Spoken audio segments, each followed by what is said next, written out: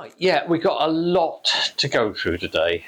It's we're going to print these slides as a PDF document and send it on to you. But that doesn't mean don't pay attention to what John is going to be saying, and Deon. So these are your two experts. I'm just standing here holding the pointer. You can probably see by the number of slides that we've got down here. There is a huge amount to go through. So sorry turning my back on you, Deon. But there's a huge amount to go through. So we have put little punctuation marks, question spots in at the end of each section. So that as you go from one type of butterfly, butterflies, that was Thursday, Fred. One type of damselfly or dragonfly to another, you will get a little break. Rob Martin. So, right, I'll just pass that over to Rob. That's all right. That's all right. So yeah, so there's an awful lot to go through. We will have a break part way through. So after we've dealt with damselflies and before we go on to dragonflies, we'll have about 10 to 15 minute break. So it's a huge amount to go through. It will come through as a PDF document to everybody. So right, I'm going to just talk a few slides right from the beginning. I should have gone back up to that. Right. So, this is being hosted by RoAM. RoAM is the Recorders of the Avalon Marshes, for those who don't know. And it's a group of volunteers who collate records that come in, and we send that data off to the appropriate bodies. I'm just going to get out of the way of the screen, hit the podium. So today is obviously about dragonflies and damselflies, and John Van Gowler here is doing the main presentation today with support from Deon Warner here, and I'm in little font underneath. Now, today's agenda, quick recap on the plan for those of you who weren't at the introduction or just completely switched off, and I don't blame you. Quick recap of the plan that we're doing, then we're going to do damselflies, then we're going to have a tea break, dragonflies, and then a couple of case stories, including one about Watercress Farm. So, and that's a very important site. But we have put in plenty of question breaks in there. So our plan for this year is to set up 4 transects, one of which is already in existence at RSPB Ham Wall. So we want to provide some more support there in terms of surveys, but we want to establish new transects at Chapwick Heath, at West Hay Moor, and at the Hawk and Owl. So you'll probably see from the logos on there that we're trying to spread the love a little bit. So we're doing that, but we're also going to work closely with others, with Steart Marshes in particular. The WWT have asked for some training and support over there. Gordano Valley, very important site, owned by Natural England. They've already been recording up at that site, so we're going to both support them, but also extract data from them. Honeygarth Farm is a site that has been purchased by the Somerset Wildlife Trust. It's not a rewilding site. It is a site that's been allowed to recover with some intervention, which the picture is really starting to emerge on what's happening there. And Watercress Farm, who've been recorded throughout last year, and you'll see at the end of things that we've actually got some data, and really they've worked very well at being a great way of testing the way that we've been recording and reporting. So, methodology behind this. We are going to be doing transect walks. Those who are familiar with the butterflies will know what I mean by this. But a transect is a fixed route that is followed year after year, so that we then build up a data history. Slight difference with to butterflies. With the butterflies, you walk at a steady pace and shouldn't stop and count. But according to BDS, British Dragonfly Society, that people were referring to down here, pointer, BDS, and there's lots of little application forms for joining BDS, which is really worthwhile doing. But they tell us what the methodology is behind their surveys. At a point, it's a very important issue with when it comes to counting dragonflies and particularly damselflies. And you're allowed to stand for a period of 20 minutes or sit and count the species that are there. And most sites were allowed to create a mixture of those. Unlike butterflies, you are allowed to capture dragonflies and damselflies for identification purposes, with the exception of two. But of course, by the time you got them in your net and then found out you've identified them, you don't really know that you've actually caught one that you shouldn't have done. So very much the same as butterfly transect recording. There are parameters for what's defined as the counting ideal, and it's sunny, warm and calm, essentially. Slightly different rules. And in this case, no specification on time of day. We're using a recording sheet that's very similar to the one that a lot of our existing butterfly surveyors will be familiar with. And it's Excel based for very good reasons. The species that you're looking for are all listed down here in alphabetical order by common name.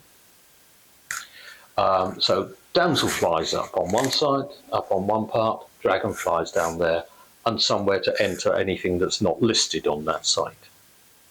Behind here, we've actually hidden the scientific names, so that if you prefer to have to run it in with scientific names rather than common names, you can literally just alter the sheet to do that. But for simplicity purposes, we are going to use common names that are reported on one of those. Deon, could you pass me one of those fold out charts? Thank you. Thank you, Lindsay. Right. These things list everything by common name first, and then they list the scientific name underneath.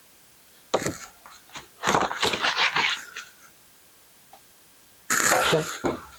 Once you enter the data onto here, if you just put in that you've seen 5 small reds in that section, it will appear on here. It will add up there. It will add up there. Most of us are familiar with Excel. We can then export that data off to a summary sheet, and from that summary sheet, very importantly, we can get this information back out to everybody who's doing the survey, so that everybody gets to be constantly informed with what's happening. But we can also then extract a lot of data from there. So recording sheet, just like this, you list find a species that's not been recorded, you put it in there, and what is very valuable if you actually are recording something that's not been found lately, then photographic evidence is very useful. And this particular species was last seen a few weeks ago, wasn't it? Is it? So I think it was about 6 million years ago. So we haven't had any recent records. It's in a coal seam in Radstock. Is it?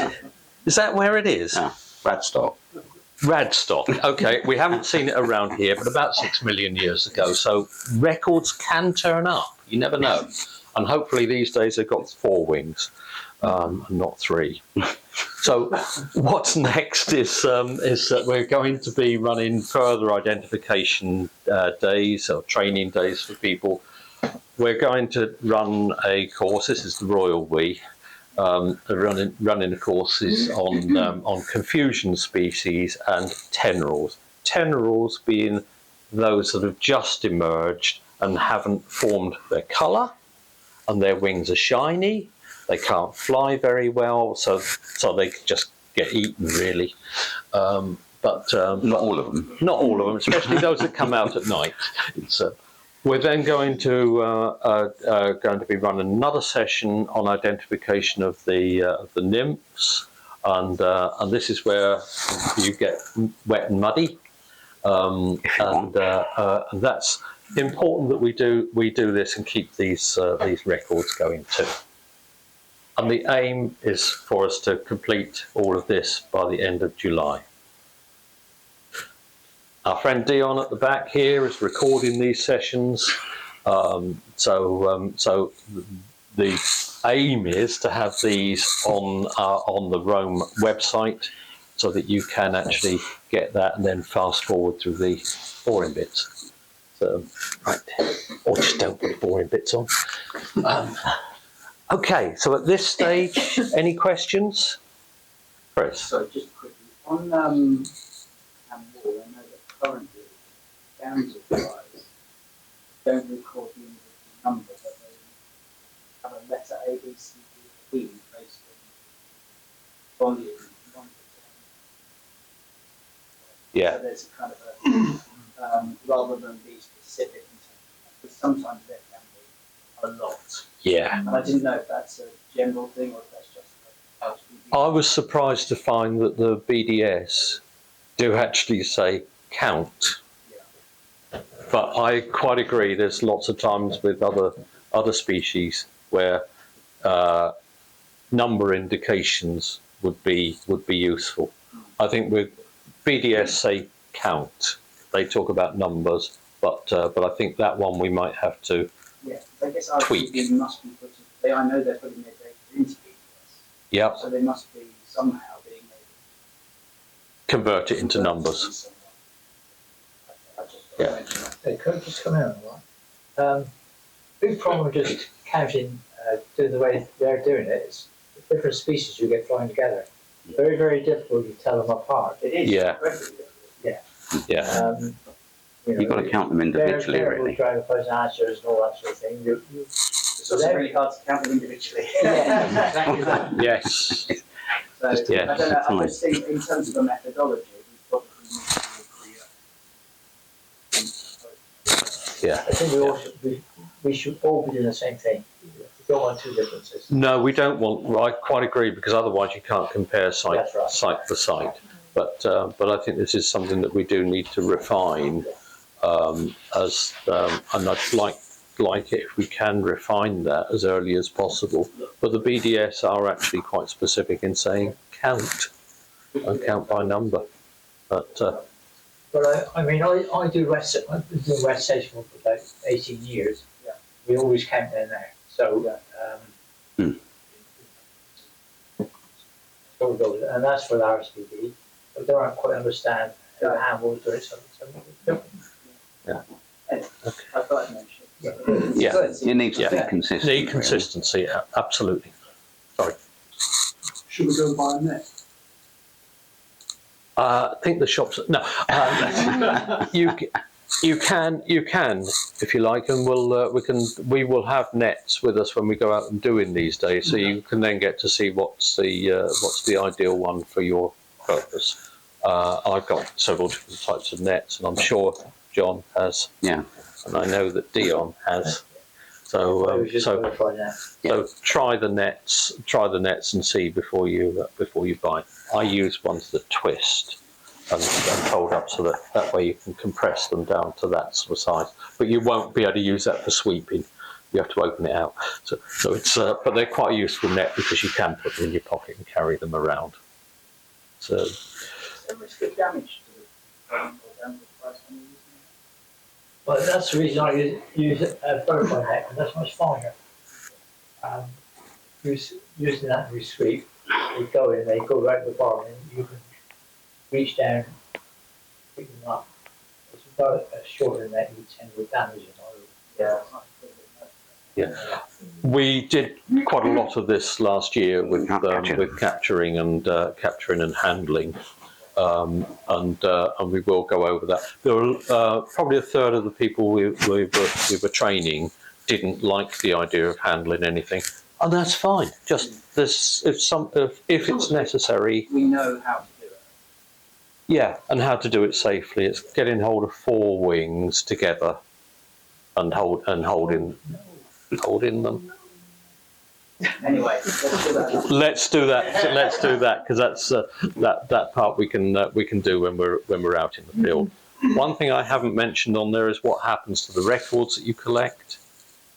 Those records go off to the British Dragonfly Society recording scheme, but they also go to SERC, the Somerset Environmental Records Centre, or in the case of Bristol, to BRC. But they then go into the national recording scheme, which all contributes to the National Biodiversity Atlas.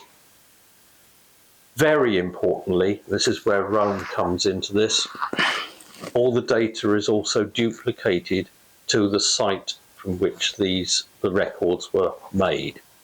That's very critical because other schemes don't necessarily allow that data to be passed on to the site where they were recorded without a charge being incurred. So RoAM makes sure that data actually goes out to the sites where things were being recorded. Any other questions, Alone? Yes. Yes. Yes. Yes. Photographic records are really important, and as John will be describing, there's particular features that you get into the habit of looking for on these. So it's yes, photographic evidence is really important, and your camera phone will be fine. Because often it is looking for specific features that you really want to see. So, okay. This is where I'm going to be passing over to John because excellent. Just keep in your mind one thing. You'll be seeing as we go through that silhouettes, the shape, the overall shape, plays a very key role. And at the top of the next slide, you will see there actually is a map that's going to appear up the top here that will enable you to follow through what you're doing. So it's so silhouettes, really, really important way of following things. John, Thank you very much. over to you. Thank you, Fred. Well, thank you for all turning up today. I'm glad to see there's a full house. Everybody interested in dragonflies and damselflies. We're going to mainly be concentrating on identifying the male forms today. The female forms are going to come on another talk that I'm going to do, but I will touch on female forms as well. Obviously, most of the damselflies and dragonflies that you'll see in the field will be males. If they're in cop with another one, you know that's the female, so it's quite easy to ascertain that. But there are lots of different female forms, and I won't bore you with that today or go into the detail on that today. We'll start with just the male forms.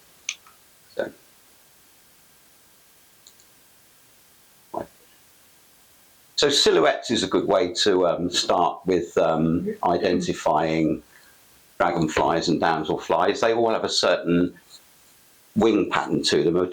Damselflies are much more daintier insects than dragonflies. True dragonflies are a much more robust insect, whereas a damselfly is a much more daintier insect. Damselflies' wings are pretty much equal in size, whereas dragonflies' wings, the lower wings are larger than the upper wings. Hence their names. They come under the order Odonata. And the dragonflies are Anisoptera, and the damselflies are Zygoptera. So Zygoptera's equal wings and Anisoptera's unequal wings. In this area, we're going to be mainly concentrating on the dragonflies and damselflies that we see around the levels here. There are 47 breeding species in England at the moment, and I think it's 51 including the migrants. But a lot of those species don't exist in this area, so we're not going to be talking about those species at all, just the ones in this area.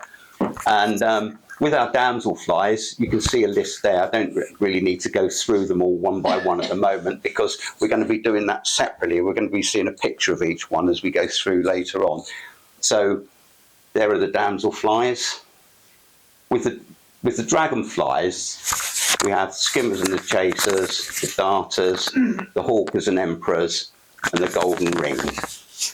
Generally speaking, in this country, there are 4 families of damselflies, which all exist in this area.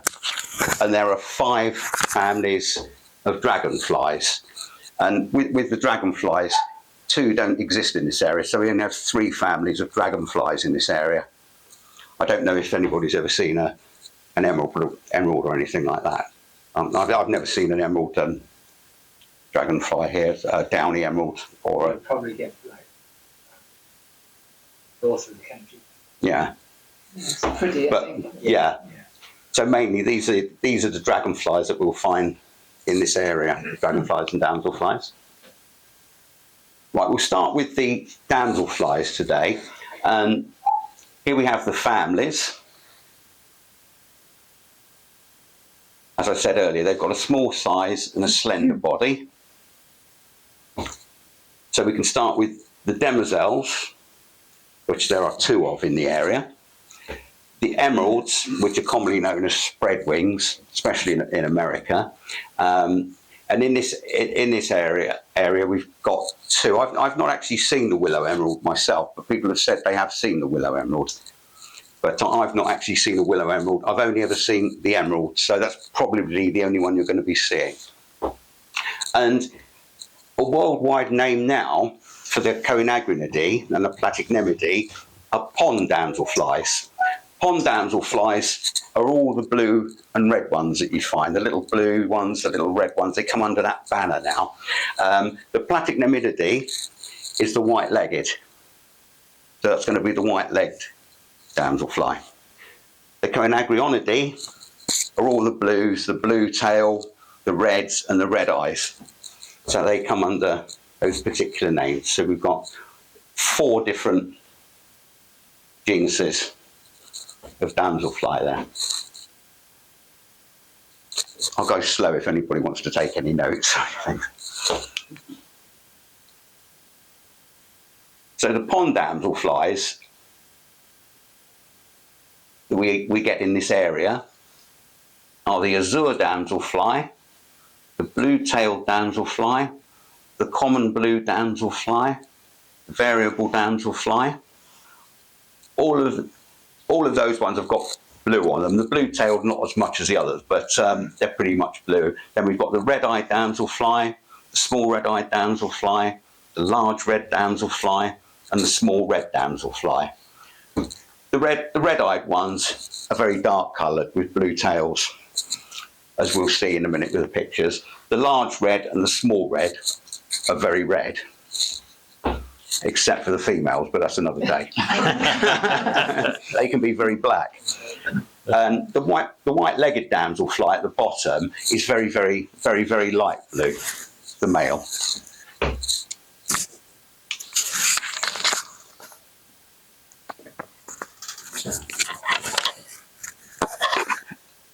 So here we go, this is defining this a bit more. So the ones that are mostly blue are the azure, the common blue, the variable, and the white-legged. I've seen, they're all around here, those particular species. All those 4 species are quite common around here. I didn't see as many variables around here last year as I did azures. There was more azures than variables. Ones that are mostly black are the blue-tailed, the red-eyed, and the small red-eyed. Ones that are mostly red are the large red and the small red.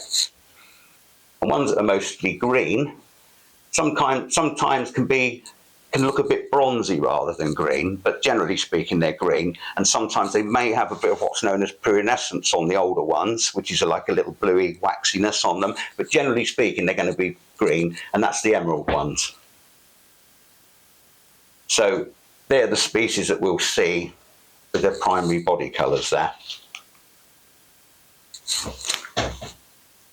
Go to the anatomy. So a lot of you will know a lot of this, but so I've got to speak for everybody really. Some are more advanced than others on the knowledge they know about damselflies. I've got to use my pointer. It's been given to me by Fred. So we have the head, the thorax, and the abdomen here, and the wings here. The wings on damselflies are known as petulate wings. They're very stalked as they come out here. As they come out of the thorax, they're coming out on a stalk, and that's known as petulate. The only ones that don't do that are the Calopteryx, the demoiselles. Their wings are much wider when they join the body, but all the others have got petulate wings like that. Now, the abdomen is divided into 10 segments, 10 abdominal segments. They have a little mark here, usually, on the second segment, which can be diagnostic of the species. And it's well worth learning what that mark is. I'll go through it as we go through the species, on species by species. So the males will always have a mark here. The females have a mark as well, but sometimes the female mark differs to the male mark. The stripes here on the thorax are also can be quite diagnostic on some. And what's known as the pronotum, which is the back of the just there, there's a shield that goes across the front of the thorax there, known as the pronotum, and that's got a diagnostic ridge on it. They're all on each damselfly, it's a different shape. The reason being is so that they can't interbreed with each other, because the males have particular appendages down here, known as the anal appendages, which lock onto the female pronotum, and it's a different shape simply because the appendages of each species only work with that shape of that species, if that makes sense to you. So the main diagnostic features really are pretty much the colour of it, and you can pretty much tell pretty much straight away on most of them by the colour. The thoracic stripes, they're known as antihumeral stripes, for anyone that needs to know that, and the edge of the pronotum here. The way they've all been classified in the past is with the wing venation, but that's a completely different subject. With the wing venation here, they have a little cell here known as the discoidal cell, which is different on each insect, on each species. The cell is different.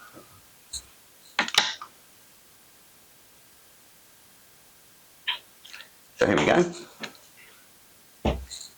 Here we have a picture of the azure damselfly. Now the azure damselfly generally has the thoracic stripes complete here. They're not too wide. They're not as wide as the common blue, which we'll see in a minute, but they are pretty noticeable, and these stripes are quite prominent, and they're complete stripes. It has a slightly U-shaped marking. Some people call it like a little glass marking here.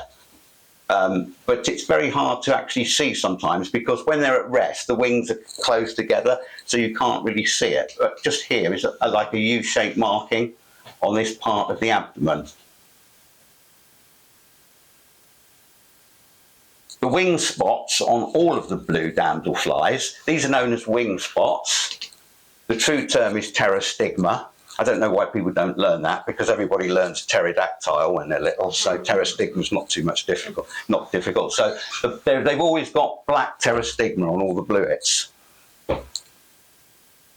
It's also got what's known as a spur here. That black line there can be known as Canagrian spur. It's a black line that only goes halfway along the suture.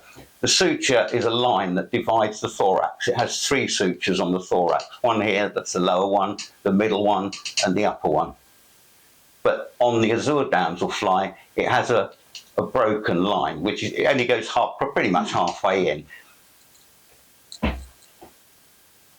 It can be confused with the common blue, and it can be confused very much so with the variable. The variable is probably the one that most people will confuse it with. Deon? The common blue will have that serious black line. Yeah. Which is blue. It's another way of being able to tell them apart.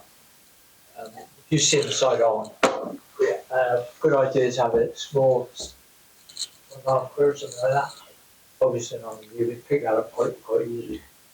You don't really need to capture them. If you can't see the U shape, that is. U shape is a good way as any to identify them. Yeah, the U shape's good, but like I said, they always rest with their wings. If you're finding them on the vegetation, they'll probably have their wings closed, and it can be you'll get up close to them, and they'll either nudge round the other side of the vegetation and look at you with their eyes, or they'll fly off. So you won't have enough chance. But if you can see the side there, as Deon says, that's always a good pointer. And you can usually approach them. If you approach with stealth, you can get really close to them. So it's really not difficult. And obviously, you can use binoculars as well. Here we have the common blue, and as you can see there, as Deon rightly said, there's no spur here. And it is a bluer insect, the common blue, and you can see that the stripes here are noticeably a bit thicker. The wing spot again on those is black. The pterostigma is black, so you can tell you've got the right one there. And you think what, the mushroom? I always think oak tree. Oak tree. Yeah. People think all different things, little shovel, little spade, or whatever. But you get your own kind of identification. I mean, most of the books that you get will say a mushroom shape for this shape here. This is the shape that you will see on the second abdominal segment. You can just about see it there. That's it just there. But as you can see, the wings are closed here, so it is coming through okay, but it can sometimes be a bit difficult to see. Another feature with them are these eye spots as well. Some of the eye spots do vary on the different species, but the thing is not to get too many features to look at, because sometimes it's hard because you're looking at it and you're thinking, well, I'm looking at every feature at once. So it's probably best just to do the abdomen shape here and the side of the thorax here. That'll differentiate the common blue from the azure and the variable. As you'll see, the variable's got a stripe here as well. So were the azure eye spots different from that? These? The eye spots you mentioned? The eye spot, yeah, they're slightly, they're called postocular spots. Yeah, and they're slightly different shapes. Oh, shapes. Yeah, you'll find on some damselflies they have a slight band here connecting them. Some don't have a band, depending on the species. But it's another area to learn, really. You need to go through each species and see the shapes of their postocular spots, really. But it is a diagnostic feature. It's very difficult in the field. Nothing ever looks quite the same when you're outside. It is more difficult. Well, here we have the variable, and the variable is very variable. The female of this species is much more variable than the male. The male is slightly variable, in as much as the stripes on this particular one here are complete. But I'd say 75% of the time they're incomplete, like an exclamation mark, if you think of an exclamation mark. So that's a really good way of telling them apart. So the upper part of the stripe will be complete to there, then it will be black, and then there'll be a little bit on the end here. And most of the ones I saw around here last year, which were intermingled with azure damselflies, and common blue damselflies, they were all intermingled, were the ones with the broken anti-humeral stripe. And I think the side shot of it's got the exclamation mark. Yeah, the one here, you can see on the top there, you can see the exclamation mark. It is broken on that particular one there. And this is a male. You can tell them that this is his genitalia here, so you can tell he's a male. So that one's got the broken stripe there. And that's got the, as I called it, the Canagrian spur here, the broken stripe. There. The only insect that has a complete line across there, that suture, are the demoiselles. The demoiselles, all other damselflies don't have a complete line there. It's only the demoiselles that do. Some people think of this shape on their second segment here as a goblet shape. You can just about see it here. It looks like a wine glass or a goblet, just here, with a stem here, and then it's joining the abdominal segment there. So you're thinking of that kind of shape. And some people with the broken stripes here think of drips going into the glass. In the Dragonfly Society book, it has Dracula's fangs. So like fangs with drips of blood going into the glass. But that's a that is a diagnostic feature there. So that's the variable damselfly for you. Very, very similar to the azure, if you're just looking at it. But I would say there weren't as many of those as there were azures when I saw them en masse last year. That's around this area particularly. They were intermixed with them at certain points, and there were common blues intermixed with them as well. But the azure was the most prolific. So that was the variable. Here we have the white-legged damselfly, the Platycnemis. We only have one of these in this country, one of these species. There's quite a few in Europe, actually. So there's 6 species in Europe of this particular. Oh, he's disappeared. Sorry, where'd he go? No, he's back again.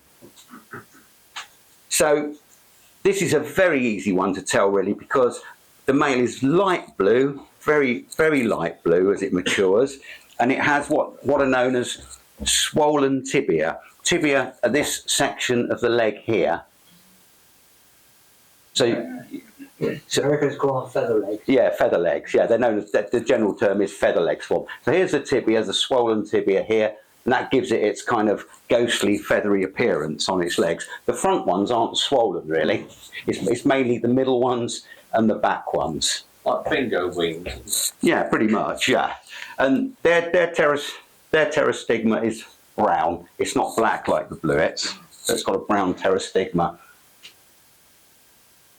The female is, if you see one like that with feathery legs, the female's legs aren't quite as feathery. They are feathery, but not as feathery. The female would be a more creamy white colour. When they emerge, they're actually pink. I've actually brought some out. They come out like a very light, not this pink, but a very light pink, and then they go white, which is known as lactea. And then they turn in, well, the males turn into the light blue, and the females stay white. I don't think I can think of any other features on that. It's a pretty common one around here in lots of places. That's another one. You're far away from water. Yeah. A good place to see these here is Canada Farm. Walking up to Canada Farm, you'll see them all right through there. They do they do like running water, and you will see them with some of the demoiselles as well. They do like a slight flow on the water, but that species, and only that species, out of all the 6 in Europe, is the only one that will breed in standing water as well. So you will find it in standing water in ponds, but they do prefer, I think, running water. Here we move on to the blue-tailed. This is one of my favourites because you can spend a whole year with this one damselfly studying all its different aspects of it. This is one of the damselflies that you'll find on days that aren't so sunny necessarily. It could be quite overcast and maybe even a bit of rain, and you'll still see the blue-tailed damselfly flying around. The others prefer more sunny weather, as I think Fred mentioned at the beginning about the temperature. Did you mention that? Yeah. Yeah.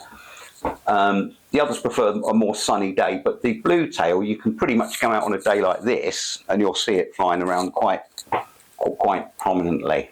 And again, they can be in amongst the azures as well and in amongst the variables, but they are easier to tell apart simply because they have more of a triangular wing spot, which is two coloured. It's two-toned, the wing spot here, the pterostigma.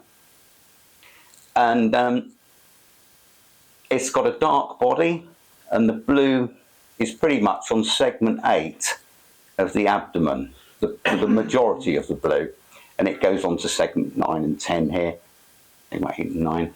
And then we've got other features on it. I would say the thoracic stripes on it are quite broad, but that would be the male of the blue tail.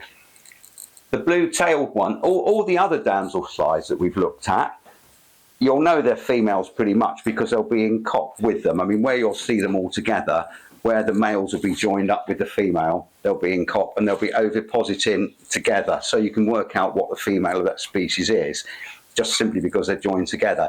The only one that oviposits on its own is the blue tail. It doesn't do it together. They won't oviposit together. The male disengages and the female does it alone. So it's the only one that will oviposit alone.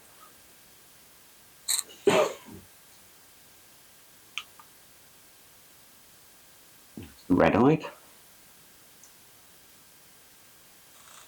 Here we have the red-eyed damselfly. This has got a very black abdomen and a blue tip. And the tip on this one is right at the very end of its abdomen on 9 and 10 pretty much, segments 9 and 10 of the abdomen here, unlike the blue tail, which as you notice was further forward. And the difference between this and a blue tailed is pretty much this one, when you see it, it's usually on lily pads. It'll be out on lily pads on, I think it's called the North Drain up there. South Drain, sorry. Yeah, I'm getting to know the area myself. It's the South Drain up there. But on the South Drain, the lily pads are usually covered with these. We saw quite a lot last year. And they have prominent red eyes. I wouldn't call them scarlet red or anything like that. They have a very dark red eye, hence the name red-eyed damselfly. And again, they do have the Conagrian spur as well, because they're in the same genus as the bluets.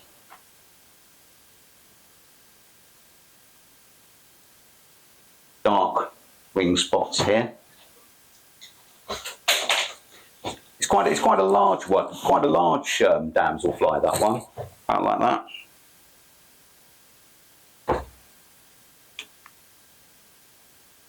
Small red-eyed.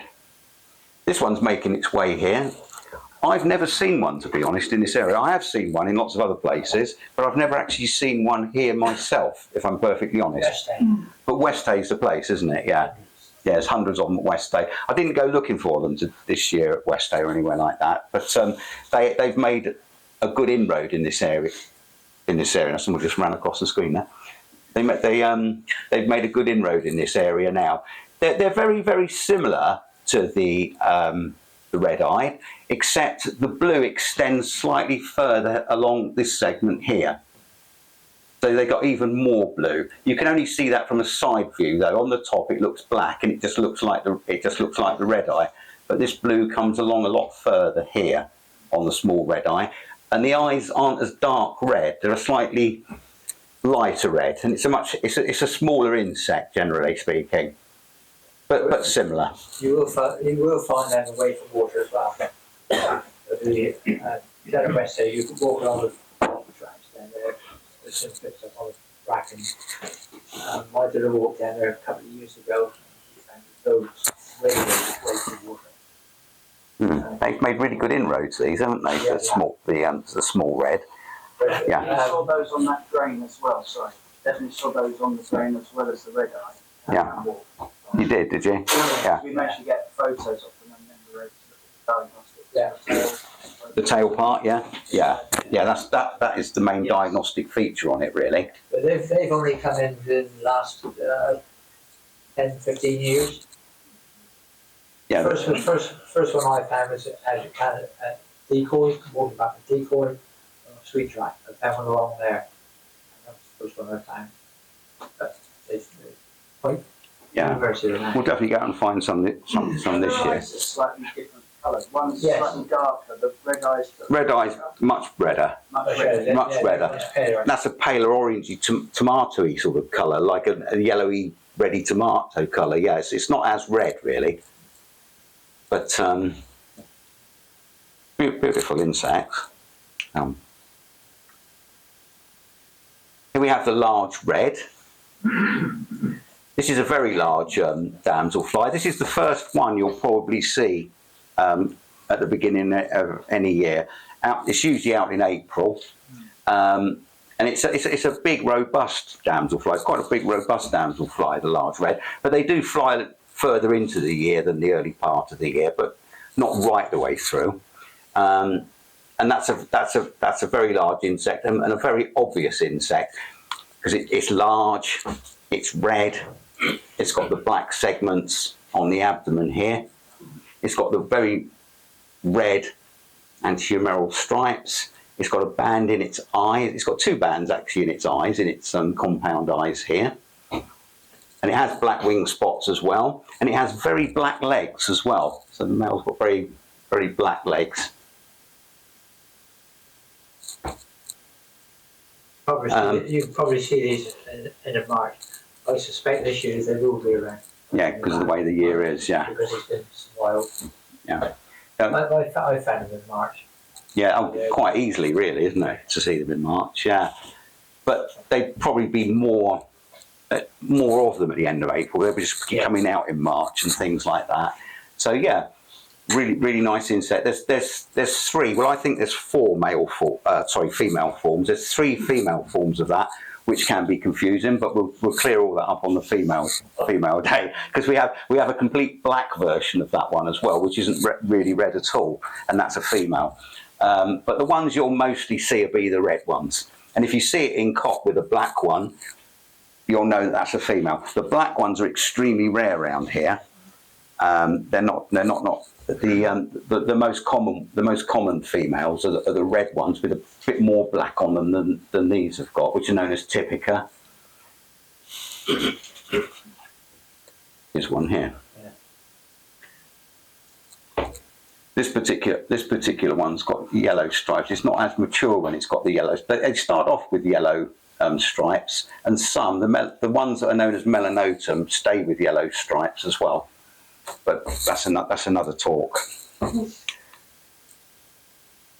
Small reds. The small red, again, is very red. And the difference between that and the large red is it's small and it's got red legs and not black legs. More pinkish legs, I'd say, than red, but you can see quite clearly on there the red legs. And the top of the thorax is very bronzy. And the wing spots are also very red on these. So the wing spots can be very red there, pterostigma. It says they're confusion species, large red, but it's hard to confuse it really because the large red is quite a bit bigger and its black legs are quite prominent on the large red, so it's hard to really confuse those two. Have you got many of those around here? I haven't I've never seen them. No, I've never seen any around here at all. No, not yet. So not that particular one, but people have recorded them and they are making headway around here. So it's a case of being prepared. If you see one, that's what it's going to be. They are going to, but there are a lot of species making inroads all the time at the moment. The Norfolk hawker, for example, people have said they've seen that. I haven't seen a Norfolk hawker. The Norfolk hawker, by the way, is the one that's legally banned to catch in a net. You can't net the Norfolk hawker. But people have said they've seen the Norfolk hawker, but I just think it's the lesser emperor that they've been seeing with the green eyes. But I've certainly not seen a Norfolk hawker around here at all. But that's not to say they're not round here, because you can only do so much as one person, you know. There's some nice photographs of them in West Ham. What the lesser emperors? Yeah. Lesser emperors, that is, yeah. Oh, is it? Yeah, we'll cover that. We've got a little story on the lesser emperor. Yeah.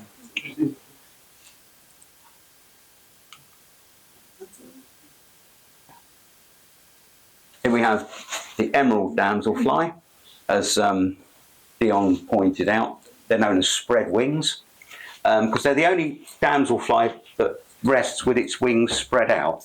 Generally, people tell you that all damselflies will rest with their wings together across their abdomen, which is true of the majority. But what are known as lestidae, which are the emeralds, always have their wings out like this, except for one, which is known as the winter damselfly. I'll just tell you about that one. People have said they've seen it. It's known as Sympecma, and it is a lestidae, and it comes under the same genus as these. It's exactly the same. It's known as the winter damselfly, and it's very oaty coloured, very strawy coloured, and it's the only damselfly that remains as an adult right through the winter. And it will actually just rest up on grass, and it'll have frost on it, and it'll just be hibernating. So that's the only one that closes its wings. So if you read things up, you'll say, oh, he said that the lestidae keep their wings open, which is true on most of them, except for that one, the winter damselfly. But getting back to our emerald here, it's a pretty darky green colour, depending on how the light refracts off it, depending on how you see it. On a sunny day, it can be quite green. Yeah, on a sunny day, it's absolutely beautiful. Yeah, and if you see it, it flutters around in amongst the vegetation quite quick. It's quite hard to get a fix on it sometimes. You have to wait for it to settle down.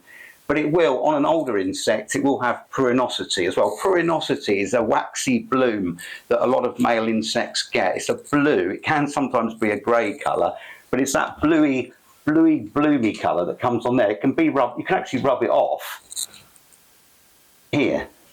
This is called pruinosity, and it's only the older males that get that. On the female there, you can see it's a bit greener. The green's very metallic green. So if you see a metallic green one like that with the wings outspread around here, it's going to be the emerald. There is another one that people have said they've seen, but I personally haven't seen, known as the willow emerald. But whether or not that's in this area or not, I don't know. On the south coast. It's on the south coast, yeah. Wow. Yeah. I found some down at Arn, and very particular. They hang around little small areas of pools of water, very warm. Usually, you put your fingers in it, it's quite warm water. But they hang around there. They lay the eggs of willow.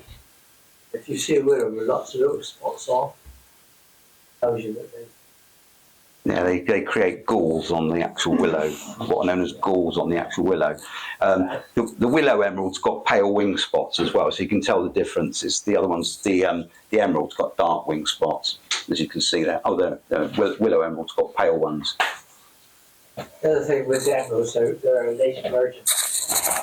You won't find them much before late July, August, probably later than that. They fly right into September. So, Yeah. they're a late emergent. Yeah, they sometimes just lay in the ground, sometimes just on the ground or just over, like you were saying, in twigs of willow, hoping that they're going to drop into water when they emerge. Sometimes there isn't any. They have to hit the ground, and they literally, the prolarva, bounce into the water as they can. They'll flick along and go into the water. They overwinter as eggs primarily, that particular species. We've got a picture of a willow emerald there. Willow emerald's a lot longer as well. Its abdomen's a lot longer, and they tend to hang down from willow. You see them hang up. They're up higher. They're up, much up higher. You might be lucky to see one of those. They may make their way up here. Southwesterly winds. Southwesterly winds. Here we have I mentioned these at the beginning. I said that all damselflies have petulate wings, except the demoiselles. The demoiselles have got a much thicker wing stalk here, where it joins the muscle in the thorax. Here we have the banded demoiselle, which is very hard to mistake for the male because it's very metallic, green, bluey, with this dark band on the wing here. Hence the name banded demoiselle. The female is a slightly different colour. They put a female on here, but it's got greener wings. It doesn't have the band. Although 3%, and I saw this myself 2 times, 3%, 4% of females do have the band. And the only way you can tell the difference is the female will have the band, it'll be in cop with the male, and it'll have a white pseudo-pterostigma on the band. So if you look just there, they don't have a pterostigma, by the way. All other damselflies do, these don't. They have a white, it's called a pseudo-pterostigma, it's just a blotch. The pterostigmas don't have veins through them, whereas the pseudo-pterostigma does have veins going through it. So the female will have a band with pseudo-pterostigma, so you can tell it's a female and not 2 males together, which would be pretty... Another thing with these is the males displays with the female. You'll see them doing all sorts of things, trying to attract them, whereas the others just grab the ball. Yeah, I've seen them drop in front of a female onto the water and float down on the water to show they'll drop onto the water, float down in front of the female to say this is a good site for ovipositing, and then come back and they'll do their thing. And she'll oviposit in that area. The other demoiselle is the beautiful demoiselle. The beautiful demoiselle's wings are slightly wider than the banded, and it's winged very metallic. The wing venation is incredible on these, just incredible venation in the wings. Very hard to be anything else really. It's a large insect, very metallic. Wings are completely dark. The female has brown wings. It's got a metallic blue abdomen to it, which can vary slightly, but most of them have got a metallic blue abdomen. But these are faster water than the other ones. Yeah. They move in water, so we can get both of the same place. But invariably, these are faster water than the banded demoiselles. A lot of banded it's the beautiful. Yeah, the beautiful likes a bit of gravel on the bottom, really. If you've got a bit of, as opposed to sediment. So if it's a bit of a gravelly bottom, you'll tend to get the beautiful. But like Deon was saying, they will cross over at certain points along a stream sometimes, depending on. Yeah, down at Cartgate. Yeah, absolutely brilliant place. Cartgate, just as a sideline, is a little. Well, it's an area near Martock, which is where Deon lives, and it's absolutely wonderful place for dragonflies and damselflies. So many species there, and such a diverse array of habitats within a very small area. So you can pretty much see a lot of things happening in a very small area, really. That's the good thing about it. I have seen both demoiselles on the Cheddar Yo as well. yeah, Yeah. Yeah. Okay, that's right. You'll see them there. Oh, they're fantastic insects. They change colour the more south you go. If you go to Spain, it's exactly the same one, but it can be very slightly different colour as well. But we won't go into. We only need to know about them in this country. I won't go into the details. There are a lot of in Europe. A lot of them were considered as what they call subspecies, but they've now found out that there are some are subspecies, and some are, with genetic tests they've found out that some are completely different species as well. Here's a timeline. This is a rough timeline. I wouldn't say this is dependent on lots of factors, really. The weather, the temperature, the sunshine, all sorts of factors determine when these insects emerge. Like I've got large red damselflies emerging in January in my kitchen because I literally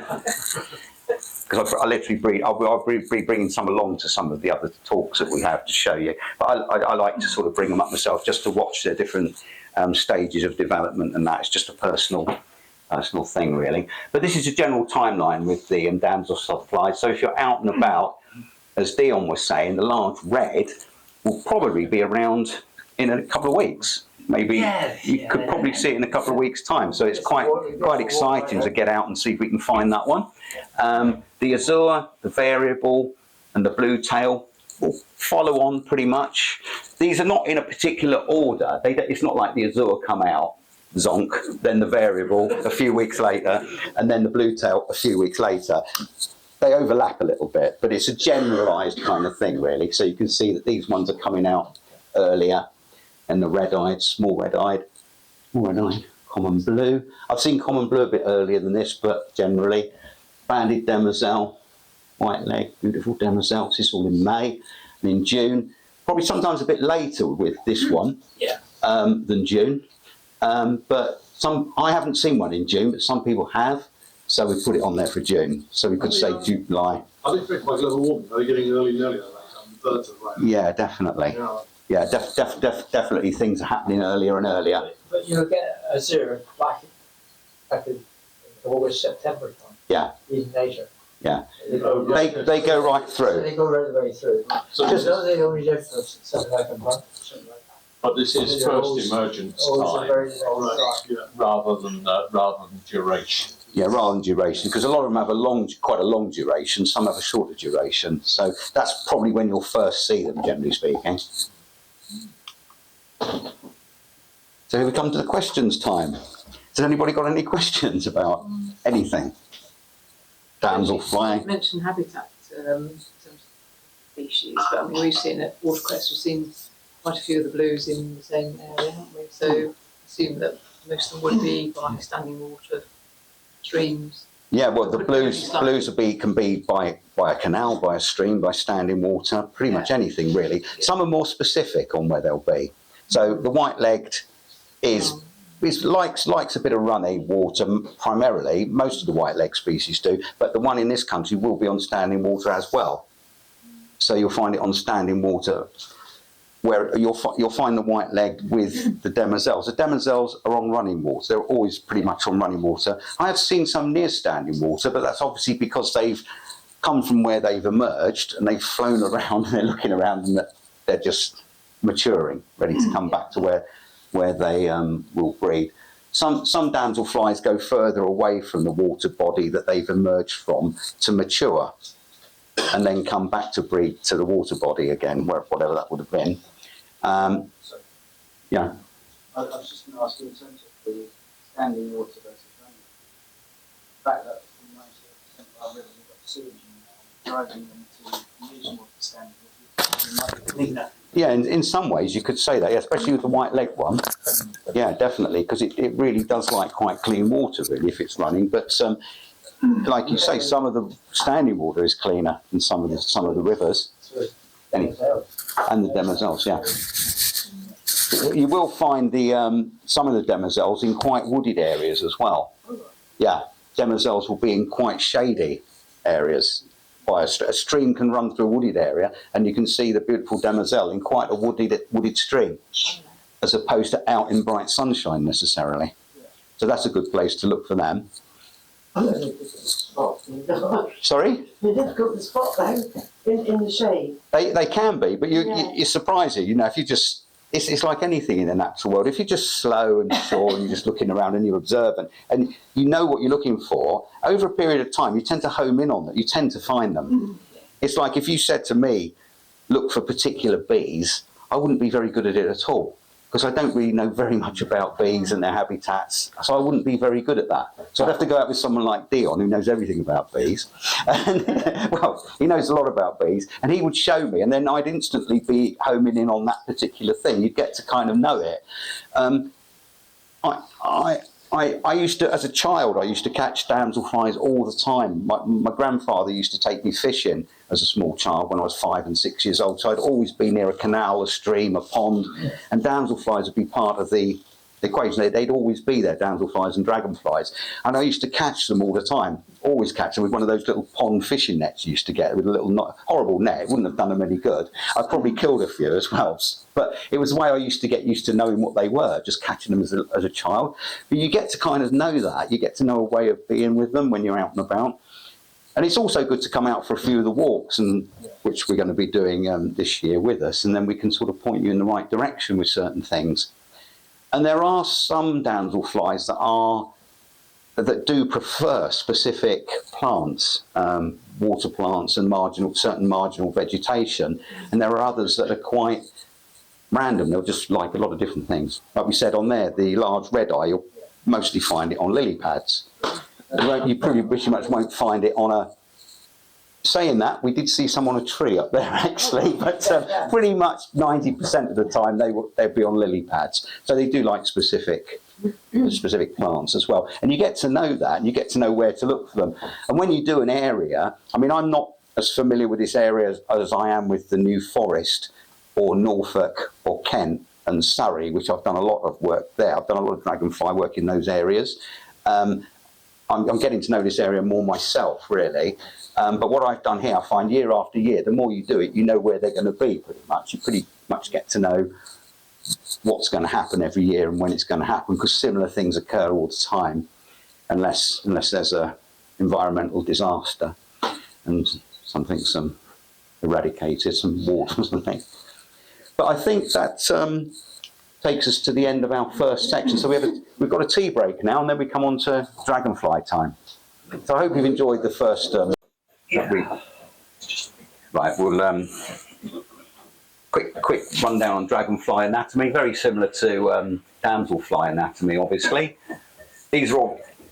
We've done this so that you can see certain points that you can sort of home in on when you're verifying what the insect is that you're seeing. So here we have the head, the large compound eyes here, the frons, which is at the front here. This is the thorax again, and 10 segments again in the abdomen, exactly the same as the damselfly. Down here, these are known as the anal appendages down here. The wings, as you can see on a true dragonfly, are usually smaller, or not as wide, I should say, at the front as they are at the back.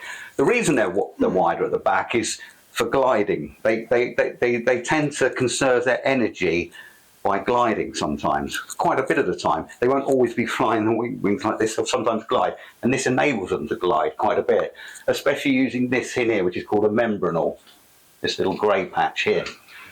But enough of that. So identification features are the stripes again, the general colour of the insect, which will go through on each insect as I do it, and also the pterostigma here.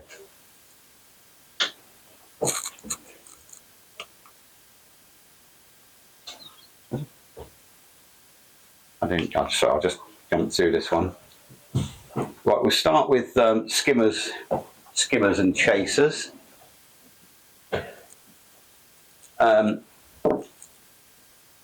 Generally a tapering abdomen, or saying it with the chasers. Generally, their abdomens, they do taper, but they can be a lot wider than most of the skimmers. Now, the local species that you're going to find around here are going to be the black-tailed skimmer, the broad-bodied chaser, the four-spotted chaser, and the scarce chaser. They are thinking of changing the name of the scarce chaser, but that hasn't been decided upon exactly yet.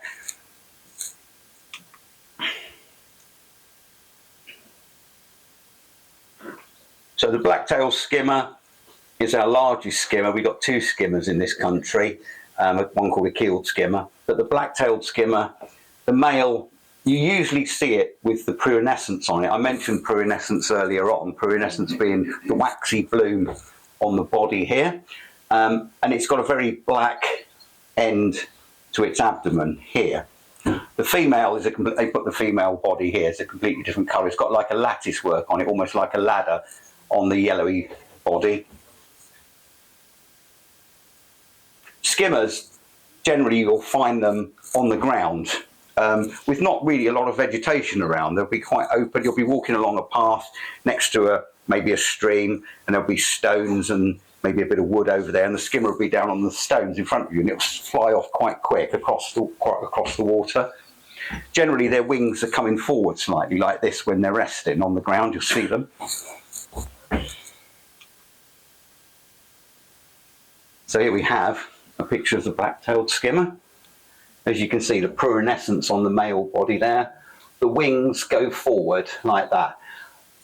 The best diagnostic feature with these, as I personally think, which stands out in sunny weather quite well, is a way of telling it from the scarce chaser, because a lot of people muddle it up with the scarce chaser, is the yellow veins here. If you look in the wing, they're very prominent yellow, and both skimmers have got these yellow veins here. They come off what's known as the subcosta. They've got 5 veins that go out of the wing. The second one is a subcosta, and here we have these yellow veins, they're called cross veins here, and those yellow veins are quite diagnostic on a skimmer. Other than that, its body is a lot narrower. It's quite a big insect. Well, I'd say largish insect, really. It's a lot larger than the keeled skimmer is. The female, when you see the female, I might as well mention her as she's on here. There's not really many different types of females of this. The female is pretty much like that with the lattice work on, the yellow with the lattice work. Again, she's got those yellow veins there. If you can see those on a sunny day when they're on the path, if you look at the wing venation, the wings, you'll see those yellow lines there, and you know it's definitely a skimmer. And the other thing that differentiates it from a chaser is it doesn't have dark patches at the base of the wings here, any darkness at all. It's got completely clear wings.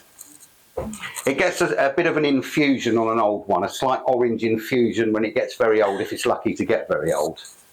But generally speaking, the wings are clear. So that's our black-tailed skimmer. You'll find a lot of those on Seth Drain, on the track for that through. Same on hand wall. They'll be down on the path, you walk towards it, they'll get up just for 20 yards and go down again. But it's quite easy.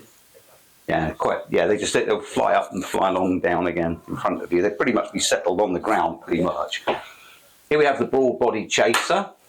Very hard to misidentify because its body is so broad, its abdomen is so broad. It's a very broad insect, quite a big insect as well.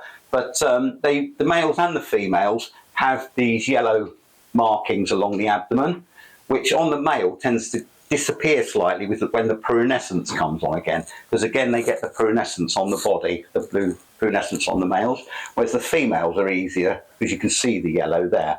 But the body on the chaser, on the broad-bodied chaser, is very broad. The females get mistaken for Joe. Hornets, that's the Hornets. thing. Yeah, people do mistake them for hornets sometimes. Sorry. So that's a broad-bodied chaser. Got the black inner wings. There we go. You can see, as I mentioned, the difference between the skimmer. On the chasers, the base. This is known as the base of the wing here, and you get the black. You get the black marks here on the base of the wing coming up. No, not much further than that. And the black pterostigma. So you can see we've got the female there. The yellow markings are quite pronounced. You can see that. The antihumeral stripes are quite pronounced on these. And the male has got the blue prunescence. You usually see them with the blue. They don't start with the blue prunescence. They start similar to this. And they get that quite quickly. Often with mating, when they mate, you'll often see lots of marks up here on the prunescence where the female's legs have rubbed it off. So you know if they've been mating successfully or not, because you'll see that the prunescence has been rubbed off.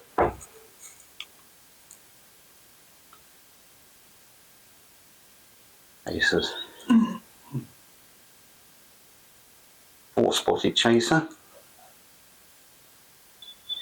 Right, the four-spotted chaser is, again, it's not as wide as the previous one on its abdomen, but it's got four extra spots. It's got the pterostigma as normal at the ends here, at the wings, but on what's called the nodus, or the node, which is a segment, which is like a little crook in the wing here, it has a spot here, here, here, and here, hence the name four-spotted chaser. Move on to the... And there's a good example of the four-spotted chaser. Again, like all the chasers, it's got the darkness here. Not as much as the broad-bodied. It hasn't got it on this part, the upper part of the wing. It's more on the lower part of the wing here on these particular insects. But you can see the four spots are really quite pronounced on these here. So you can tell it's not a broad-bodied, even though it's got here, for example, you can see these yellow marks, same as the broad-bodied. It's not as broad-bodied. It's slimmer, but it's still not very slim. There is another form of this which you'll come across quite regularly called prenublia. Prenublia is the four-spotted chaser with dark bands here as well on the ends of its wings. So it'll be notably smudgy. It's a smudgy mark here, like a smudginess on the wing, very dark. It's called prenublia. But most of them are like this. There's a lot of these. In fact, these do synchronized emergence here. So it's possible to come out with me one night and see if we can find them emerging all at the same time, because they come out at night time, literally en masse.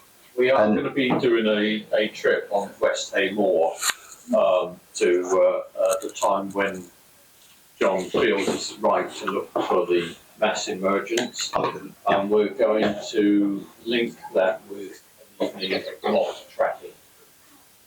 The way good events. Yeah, the way you work out when they're going to emerge, you have to get a little bit close and personal for this, but you literally have to, you know when they're going to emerge roughly. So at that point, they're coming close to the shore, to the emergent vegetation. So you go and you catch the larva. You catch the larva, you'll find the larva quite easily. You can catch the larva, you look at a larva, and if you lift the larva upside down, it's got on its prementum, which is its mask, it's got labial palps, which are hooks that it catches its prey with. And what happens 4 or 3 days before it emerges, the palps come back in to the labium. They literally retract into the labium. So if you pick one out and the palps are pretty much disappeared, it's then not feeding any more in the water. It's ready to emerge. So you know it's going to emerge in the next 2 or 3 nights. So you can literally say to people, come down tonight. You might not see it. Come down tomorrow and you'll definitely see it. So you do waste a bit of time, but if anyone's interested in that, we can go out and have a look at that as well. VP2 is a good place for that. See that? Where's that? VP2. I don't have all. All right. Just did the program, all the rebel chasers coming out. This program on the BBC, wasn't it? Yeah. Amazing. Oh, when they come out en masse, they start to, the reason they do it, they come out pretty much at night, 11 o'clock, 12 o'clock. They're in their early stages, what are called teneral stages. They're getting ready to fly. They're getting ready to take their maiden flight. The maiden flight is before dawn, much before dawn, before any predatory birds are around. So they disperse, literally. Off they go, all fly off. So if you were to go back down there at about 6 o'clock, you wouldn't see many. You'd see a few stragglers, but you wouldn't see very many. But later on, some will come back. It takes 24 hours for a teneral to become a fully fledged adult. Not a sexually mature adult, but a proper hardened off adult, as you might say. 24 hours to do that. And then it takes up to 2 weeks sometimes for some to become sexually mature before they come back to the water body to breed again. But they all come back en masse, a lot of them, but not all of them. So if you go down and you want to collect the exuvia, you can sometimes find hundreds of exuvia, and later on you might only see 40 or 30 of them, but hundreds emerged. These are some roosters colonial day as a colony, so they roost together. So there's mass roosters down at Hamilton. Yeah, they all pretty much roost where they all emerge down there. Yeah, yeah, they're coming back to do their bit then when they're roosting. They're sexually mature at that point. So that's the four-spotted chaser. They clatter quite a lot when they fly around with each other as well. You hear the wings clattering together. Here we have the scarce chaser. That's the third one. The scarce chaser is going to maybe called the blue chaser, but I don't know about that. It's down to people at the Dragonfly Society. It's nothing to do with me. But it's not as scarce as it really once was. I've seen quite a few of those around here. And it's got a slimmer abdomen, but like all chasers, again, it's got the darkened patches here. And when it first emerges, the male in particular is pretty much like the female. On its abdomen, it's got, I call them bell shapes. It's like black bells. So the male is like that as well. But the male soon becomes pruinescent. It soon gets the pruinescence on it and it turns blue. So you won't see that on a more mature male. So these were these were new to the county back in the 90s. In the 1890s, we had a few around. In the 2000s, we found them on West Stage Moor. That's the first place they were found, and they've spread from there. Yeah. They came all the way came up through Devon and all spread through. I found a few of these along Ham Wall last year, quite a few along Ham You'll Wall. find lots a lot right now. Yeah, and again, as you can see, like all the chasers, they've got the black section here. They've got this black section, and you can see on this female the bell shapes. That's a very mature, well, getting on. You can see he's had some sexual activity as the prunescence has been rubbed off around here. You can see that's where the female's legs has literally been on, and they just rubbed that off there. So that's a slightly older, more mature male scarce chaser. That's the one people sometimes muddle up with the skimmer, with the black-tailed skimmer, because as you can see, it's got a bit of a black tail here, but the skimmer has not got this darkness on its wings. The wings are a lot brighter. They've also got, as shown in the female, dark patches on the outer wing. Yeah. The male's got blue eyes as well. At the ends here. Yeah. Yeah. You see the males with that quite often, quite large black areas on the wings. Yeah. It varies. It's quite variable, isn't it? Really, it's variable. It's not exacting. Nothing. The thing with dragonflies is they can be slightly variable in size as well, depending on what they've eaten as larvae and when they've emerged. They can sometimes vary very slightly, so they're not always exactly the same size. They're all very similar, but like Deon says, colour patterns can be slightly different as well on them. Not majorly, but very, very, very slightly. I mean, the major obvious things that you look for are quite diagnostic, really. You know, so you can't really muddle them up.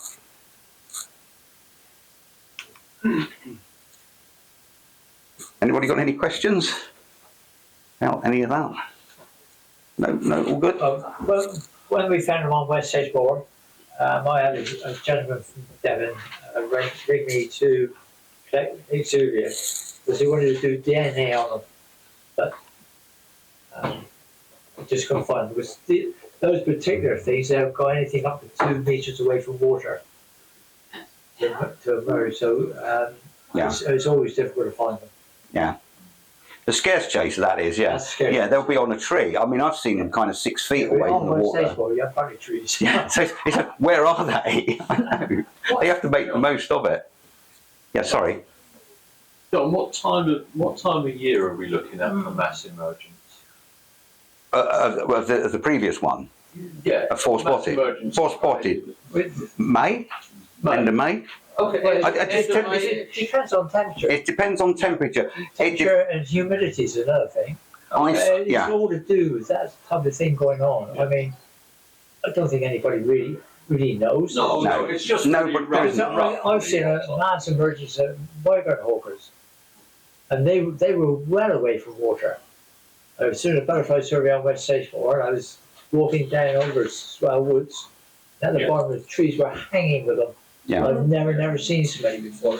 That's quite away from water. Yeah, it's quite nice. That could have also been an influx of coming over from Europe. Yeah, because sometimes they're bolstered. The migrant hawker is bolstered by European ones coming across, so you get even more. But yeah, it's interesting when you see that, though, isn't it? So we'll get about 2 days notice of 3 days notice. 2 or 3 days notice. Yeah, I'll be down there every day. And I'll then put out an email to everybody who's interested, everybody who's been out on these courses, and anyone's interested. A day. Yeah. The Emperor's one of the best ones to do because of its 2 year or 1 year cycle, but we'll talk about that as we go on. What's the purpose of prunescence? It's really to help with heat. It actually deflects heat off the males. It's pretty much to do with that. It can be grey or blue, and it deflects heat pretty much. Before I go on to these, if you see any of the chasers in Italy, I've been to Italy and south of France. The chasers have got prunescence right over them, not just on the abdomen, the thorax, the head. The prunescence goes everywhere because it's hotter, therefore, and it helps them in the heat. Is it a sort of greasy matter? Yeah, it's waxy, sort of waxy, kind of. Yeah, it's called a bloom, really. It just comes off. So it emerges from the sector just underneath the so it emerges from just underneath the segment. Yeah, it comes from the chitin. Chitin's what its body material is made out of. It's like a greasy substance that just emerges through it. There is a biological reason for it, and I'll show you a good book if you want to read it at the end. But otherwise, it could take me half hour. Yeah, but just one thing. They've got several sections to the chitin, three sections to it. The middle section produces the bloom that comes up through it. In Italy and France, does the female have penis? No, the female doesn't. No, the female can go. The reason the female doesn't have it, the female is not as active as the male. If you study dragonflies, the female is more active, chasing things away, chasing this, going up for some. The female feeds and mates, and just kind of hangs. They're not really as active as the males, so they don't heat up so much. We could do a whole seminar on about dragonflies, obelisking, and heat, and the way they stop heat, and that. There's lots of different methods they use, but that'll have to be another one. John, stay on one for a moment. Stay on this one. Stay on that one for a moment. Just let's go through what we're looking for. Right. So on the darters, then we're looking for a straight abdomen, unless it's a ruddy darter, male, which has got a wasted abdomen. With a slightly clubbed end to it. The facial colour is a good clue. You sometimes get on the face a black band across the fronds here, and sometimes down the side of the fronds, which we'll see in a minute. The abdomen colour and shape, I just mentioned that about the ruddy darter. They're not usually, they can be confused with skimmers and chasers, but they're not really as robust. So I wouldn't really confuse them with skimmers or chasers. When you see them, you'll see the difference. And they're usually, all of the ones that we'll see, the common darter, the red vein darter, and the ruddy darter are all red and orangey cut. They're all pretty red and orangey coloured, the males. So you're not really going to confuse them with the skimmers or chasers. Some people might. And they tend to rest with their wings again, forward when they're resting like that. So you can see that kind of forward angle to the wings there. There we go, going on to the face patterns.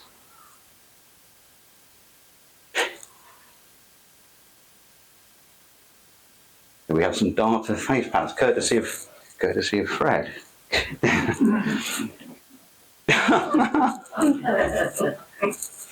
So with the common darter, you can notice the black band here on the fronds is just along here. There is a version of this in Scotland where the black band does come down slightly, known as the Highland darter, and they're trying to give it a separate species name, but they're not sure about it yet. But genetically, it could be different. But we won't worry about that one. The red vein darter is got beautiful blue to the base of its compound eyes here, and it's got the moustache like the Mexican bandit moustache here. I should have said that's for those, most of you know David Niven moustache. I did put Ronald Coleman in. Did you? Everybody said no. This is nothing, none of this is anything to do with me. I'm just going to explain it, but there we go. So the red vein darter, you'll find the black tends to extend around here, but I tend to use the blue. Both the female and the male red vein have got light blue eyes at the base of the eyes. The ruddy darter is redder, it's quite a lot redder, and the black comes round to there, pretty much like this, but it hasn't got the blue under the eyes. So there's our three darter face patterns. Then we move. It could be a black darter. It could come down from the Mendip. Yeah, the black darter is up in Priddy, apparently, so we could get the black darter here, but I'm not allowed to mention that. No. I'm not allowed to mention the black darter. Yeah, these are the eyes. This is the fronds, because we use the face pattern to determine. A lot of people will determine the species by this face pattern. And this is the fronds sideline.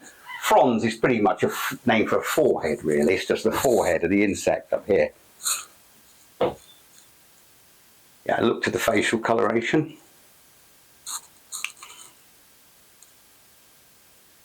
Here we have a common darter, male common darter and a female common darter. You notice on the common darter, again, you can see the black just extends here. It doesn't pretty much come, it doesn't come down there really. Well, it is a David nipper. Yeah. Yeah. So you can pretty much see that on there. And then we've got two green stripes here, or greeny yellow stripes on the body here, on the common darter. The common darter is probably all the darters are very friendly insects. You can literally observe them by holding them. And Deon will verify this as well. Took some people out quite a few times last year, and we held the darters. You can, when they're on the wing, if you hold your hands out like that, they'll come and settle on a white or a light surface. They'll literally settle on your hands. You can get them like that, and you can actually analyse them quite close up. So they'll literally do that. They will actually come and settle on you, the darters, on a hang. I put bamboo canes around my garden so they can just land on them. Yeah. And just walk up to them. That's right, yeah, they just sit on the canes, don't they? Yeah, they're like perchers. They like to sit on something like that. They'll sit there and they'll sally forth and they'll catch an insect. They'll come back they usually come back to the same spot. Like when you've got them on your hand, they'll go off and they'll come back to the same spot again for several times. So they're one of those insects that does that. They'll just repeat their motion all the time, really. So, yeah. On the common darter's got dark legs, blackish dark legs, but it's got yellow stripes on the legs as well. This part of the leg here is called the femur, the first part.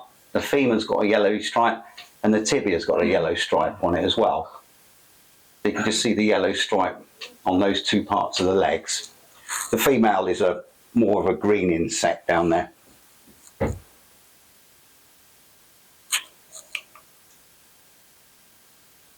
Which I tend to use the legs on those. The red vein darter, you can see the blue eyes here, the blue base of the eyes on the red vein darter.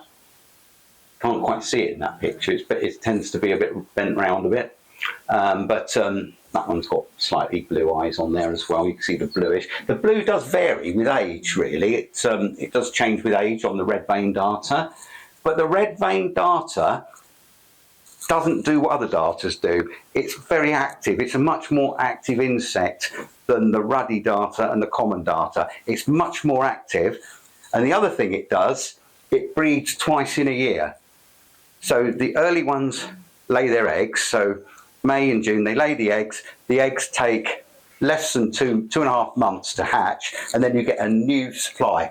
So you get two families, two come up through the year. It's the only one that does it. So they will complete the nuptial stage In 2 months. 2.5 months. Wow. Yeah, Okay. I can get them to do it in 1 month in my kitchen because I heat them up. We heat them up and off they go and they buzz. It's all weather dependent. The darters do it all the time. If you go, the same species exist right across to India. If you go across to the hot climate, that they're always doing it 2 or 3 times a year. They just keep going round and round. In this country now, the red vein darter does 2 cycles. Yeah, it's the only one that does it. It's the only one that does. So you'll see lots of them at the beginning of the year, May, that sort of time, and then they'll oviposit. The adults will die off, and then within 2 months they'll appear again. How common is the red vein darter? I think it's quite common. I've seen quite. It's trying to identify this as a problem. So that's the problem. You need to photograph them. Yeah, the best thing if you're not sure is to photograph it and then take it home and analyse the eye. And it's not a great picture. This, to be perfectly honest, it's probably the only one we could get. But it tends. You have you? Yeah. It tends to have more. Yet there is one called the yellow winged darter, which is around. Be careful, John. The female's got the yellow veins. I know. This is the confusion thing, but we'll do that on a confusion species. But the male generally can have a bit of yellow in it, but it's got a lot of red on the fore here, on the 4 parts of the wings. Hence the name red vein darter. But it's got the blue eye as well. It's the only one that's got this blue eye, and it's a more active insect, a much more active insect. Yeah, they are. Yeah, definitely. Maybe they're not in You didn't know, you might see one. You'll probably think it's a common dart. You'll probably mistake it for a common one because it's very similar to a common darter. But once you see the blue eye on it and the red veins, it's If you get the sunlight on them, you can pick out those red veins very, very easily. Fairly easily. I would say easy. You will pick them out. it doesn't settle as much as the common darter and the ruddy darter does. It's much more unsettled. It moves around a lot more.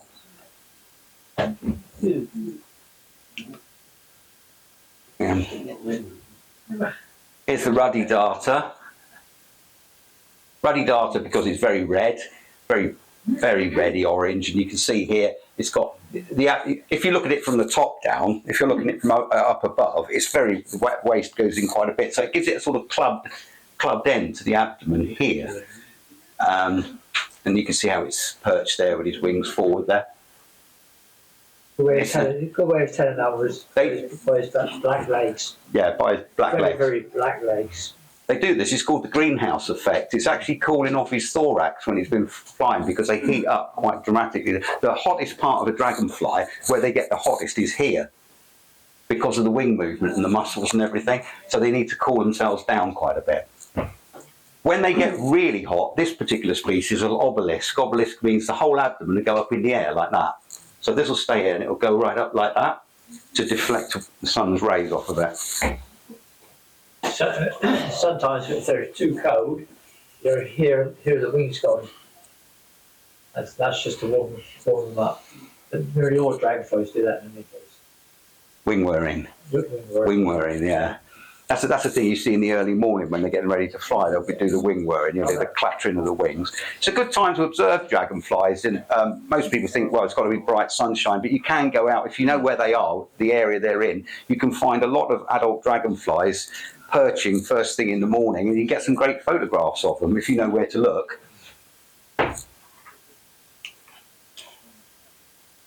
Got any questions about the darters? How do they fight with darters and chasers? Was that like a month and they die? No, well, yeah, a month if they're lucky, but 8 weeks if they're really lucky. They could go 8-9 weeks. But you will see them. You will see the common darter right into November. The common darter goes right the way through to November, so it's quite a late one really. It's got quite a long span. They emerge at different times. They don't do synchronised emergence like the chasers do. So because they don't do synchronised emergence, some will emerge June, some will emerge in July, so they keep overlapping. So it's not like the June one's still alive in November. Yeah, no. The red vein darters tend to be a bit earlier, don't they? Yeah, that's the May. So the first lot. If you see a red darter in May, then it could be a red vein. Yeah, it could easily be a red vein, and it'll be the first. Well, some of the red veins ones will come over from the continent, some of them, but they do breed here, and some of them will emerge at that point, and they'll then oviposit then in June, and then July, August, by about the middle of August, end of August, another. Like I said, they do two cycles in a year, the red vein. They're very quick. I found them then I'll wet more than red. Wets more. And then I found them here, the decoy. I don't know what stage more. They're quite common bunch of them. They are. And the best place to find them ovipositing is on the shallowest pools possible. The reason they do that is because extremely shallow pools warm up extremely quickly, and because they do that, that's how they develop so quickly, because everything gets really warm really quickly. So they're usually in quite shallow pools, the red vein darter. Right, we move on to the hawkers and emperors now. These are known as primitive insects. The hawkers and the emperors are the most primitive dragonflies on the planet. They've been here the longest, whereas the chasers and the skimmers are young insects. There is a reason for that, and there's a difference in the wing venation which tells them apart. And if you look at a lot of records of dragonflies going back to the Carboniferous times, you'll find that the wing venation of the hawkers and emperors was pretty similar then. But the chasers didn't come around until probably, well, the hawkers and emperors and the golden ring are the oldest, and they were around 325 million years ago, along with the big Meganuridae, the large dragonflies. So you still had smaller dragonflies then as well, the hawks and the emperors. But about 200 million years ago, which is coming about 100 million years ago, the chasers and the skimmers came about. And the chasers and the skimmers, I think I will tell you the difference as we go on. I'll explain why they are ancient insects. But you need to look at the eye colour. They've got long, straight abdomens generally. They're very large insects usually. You need to look at the abdominal colour pattern, which on a lot of the hawkers is known as a mosaic pattern. And they're sometimes called mosaic hawkers. The costa colour, the costa is the leading edge of the wing here. That vein there is the main vein, the costa. That has a certain colour on certain hawkers, which you can differentiate different ones between. The side of the thorax is a good place to look as well. So we'll go on to some of the species and I can explain.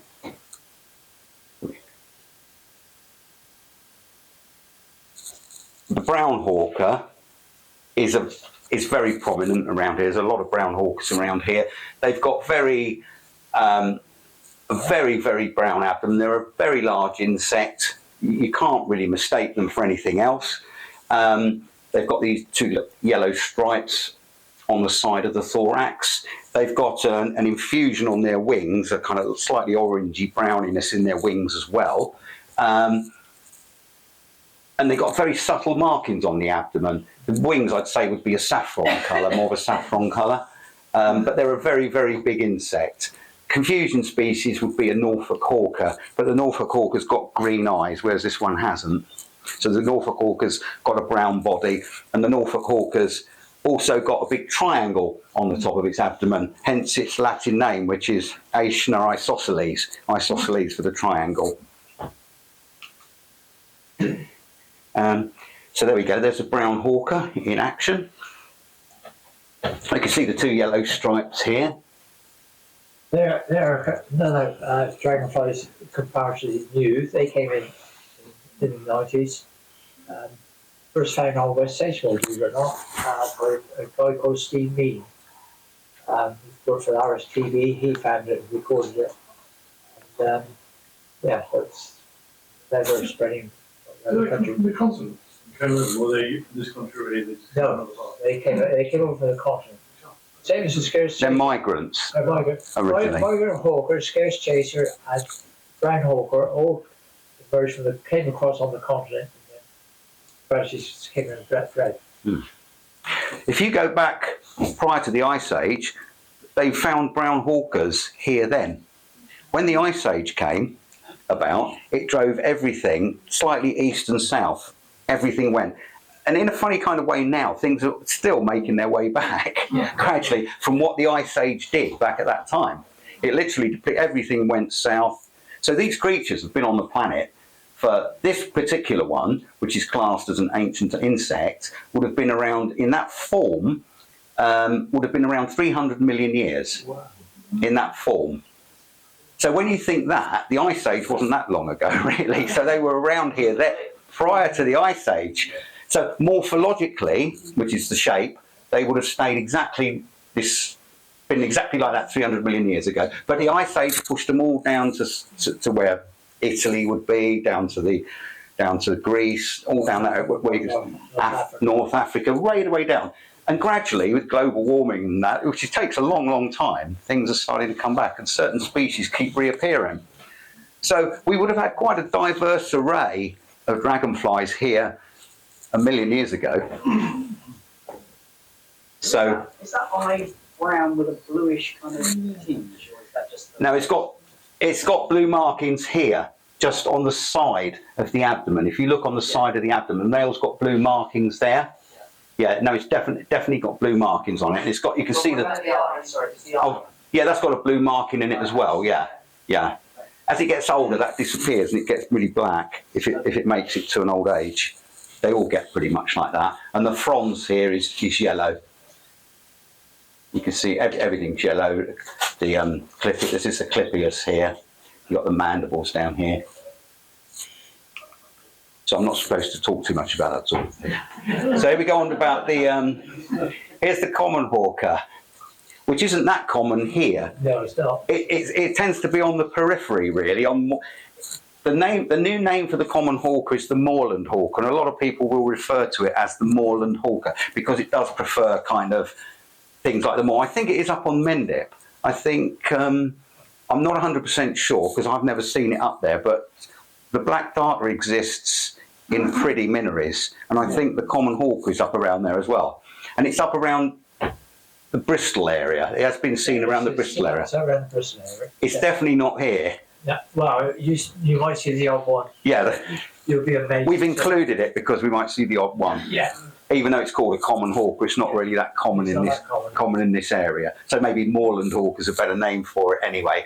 But what's distinctive about it is it has a yellow costa on the front of its wings. Its vein along the front of the wing is very yellow, and so that's a very diagnostic feature on it. You can see that when it's in flight as well. And they have blue eyes, and they have blue and yellow marks on the abdomen, like this, dot marks with slight yellow marks in between. I mean, there we have the common hawker in flight there. Very, very much similar to the migrant hawker. Yeah, but a bit bigger. A bit bigger, yeah. Yeah, it's very. You can. Some people mistake it for the migrant hawker. The migrant hawker is a slightly smaller insect than. Oops, where are we going? Sorry, So I think I've gone a bit crazy. I think I was accidentally. Sorry. So there we go. So there's the common hawker. You can see it in flight. Very similar to the migrant hawker. So if you see a large migrant hawker that you think is a suspect, just maybe check it and see if it is a common. This is quite diagnostic on the common hawker as well, on the fronds here. This marking here. You won't see that on the migrant hawker like that. And you can see the yellow, you can see the yellow costa coming across. It's got like a yellow, remember the costa's the leading edge of the wing here. Yeah. So we go on to the emperor dragonfly. All male hawker dragonflies have got an angled hind wing. If you look at the hind wing on male hawkers, it's got a sharp angle to it. The reason being, it's got two ear-like structures that come out of its abdomen that it when it connects with a female, it uses them to connect with. They're called auricles, and because it's got so when it flies, it doesn't hit the auricles. It's got angled hind wings. All hawkers have got angled hind wings. All male hawkers have got angled hind wings, whereas the emperor doesn't have have angled hind wings. It has rounded hind wings, as you'll see. So the emperor has a mainly blue abdomen and a mainly green thorax, and the female has more of a green abdomen. But some females have a blue abdomen as well, but they're not as rife. And it has a yellow costa. It can be. I can't see how you can confuse it with a lesser emperor, simply because of this dark black band. This black band pretty much runs the whole length of the abdomen. Very dark. It's not in segments at all. It's a continuous line.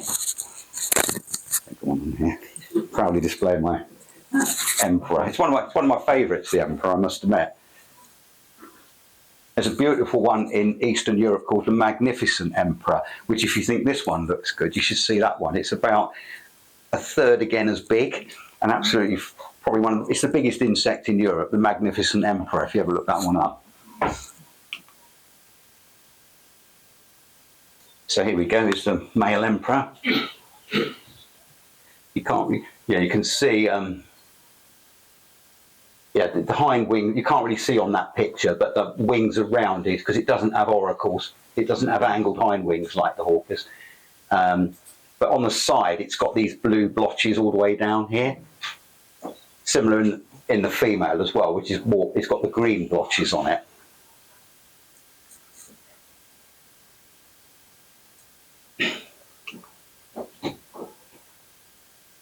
So move on to the hairy dragonfly. The hairy dragonfly is one of the hawkers. It comes under Aeschynidae, which is the family, but it's the only one of its kind. It comes under a different genus called Brachytron, and they're the only one of its kind in Europe. There isn't another one like it. The hairy dragonfly is the only one of its kind. Again, it has rounded hind wings as well. It doesn't have angled hind wings, and it's a much shorter dragonfly than some of the other hawkers, and both the male and the female has distinctively hairy thorax. You can literally see the hair on it, and extending down the abdomen on the female, it'll go almost right down the abdomen on the female, not so much on the male. But they also have the pterostigma that I mentioned on the wings. On their wings, they have very long pterostigma, much longer than any other dragonfly. So the pterostigma on all the other hawkers are a lot shorter. Another thing with these this would be the first one you'll find, the first dragonfly. Yeah. Along with, if you remember, the large red damselfly. They're all our early ones to come out, really. And I don't think you can confuse this with a lesser emperor either, because of all the markings on the body that it's got. Size. And the size, really, yeah. There's a hairy dragonfly here. When you say that was out early, what would we look for? April. Yeah, definitely April. So there you can see a female one. The humeral stripes, the anti-humeral stripes on the female are very small. They're almost like dots. On the male, they're a lot bigger. You can see them there. So that just differentiates the male and the female. And the female's greeny yellow, whereas the male's more blue. Sorry? Even a damselfly. Is it actually a damselfly? Yeah. You can literally see, on the thorax in this picture, you can see the hair covering it here. The reason it's got that is because it is an early emergent, and it could emerge in early April, and we suddenly have the weather plummet. It's quite cold, and it does protect it. That's why it's got that covering on it.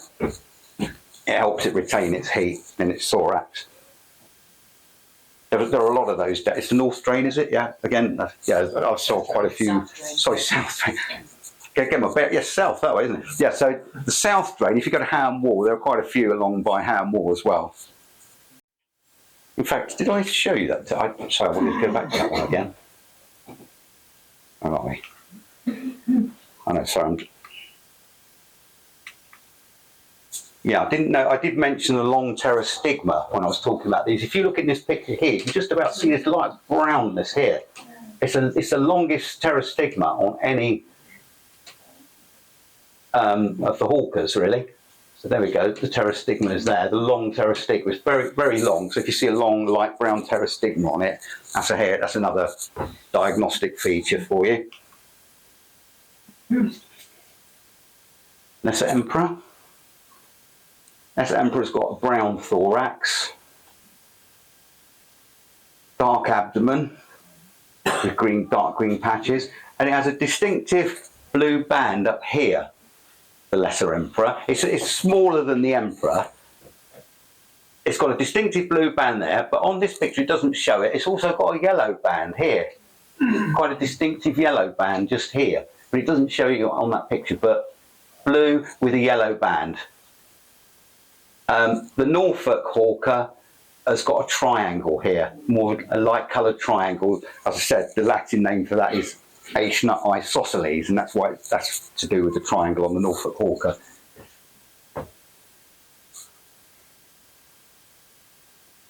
Yeah, they do have green eyes. That's why people do muddle them up with the Norfolk hawker.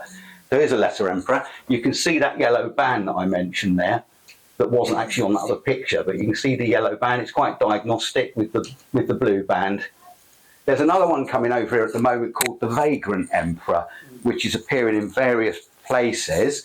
And the Vagrant Emperor is very similar, but it doesn't have the yellow band as pronounced as that. It's just got the blue, and it hasn't got the blue on the top. The blue's just down the side on the Vagrant Emperor, and the Vagrant Emperor doesn't have green eyes. It has brown eyes.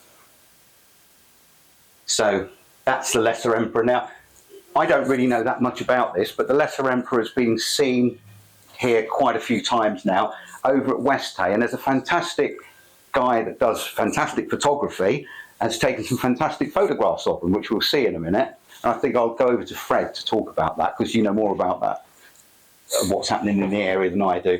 But if you see a dragonfly that looks like that, you can bet your bottom dollar that's a Lesser Emperor. It's definitely not a Norfolk Hawk. A Norfolk Hawk would be brown. I've got to say you won't see a Norfolk Hawker, because anything can happen in the natural world. I mean, I've been surprised. The amount of times I thought I saw a wandering glider in Kent, and they said, no, it's not a wandering glider, and I thought it was. Wandering glider is the most travelled dragonfly on the planet. It breeds in India, it goes over, it then flies on the thermals all the way to South Africa. It breeds again in shallow pools in South Africa, matures very quickly, goes across to South America, goes up to North America, goes from North America back to India and that part of the world. It's called the globe skimmer. It's the most travelled insect on the planet. A little bit of information for you there. I thought I'd seen one of those, but I hadn't. They've got very, very large hind wings, and they're in the darter family basically. But the reason they've got the large hind wings is so that they glide for a lot of their journey rather than use the energy flying. And fly very high. And fly at 6,000 feet. They've caught them at 6,000 feet between India and Madagascar, trawling for aerial plankton. They try and catch aerial plankton, and they've caught Pantella flavescens, which is the globe skimmer, in their particular, I don't know how they catch them, I don't know, it's some sort of net or something, but they catch aerial plankton, and they catch the globe skimmer like that as well. So they found them at 6,000 feet.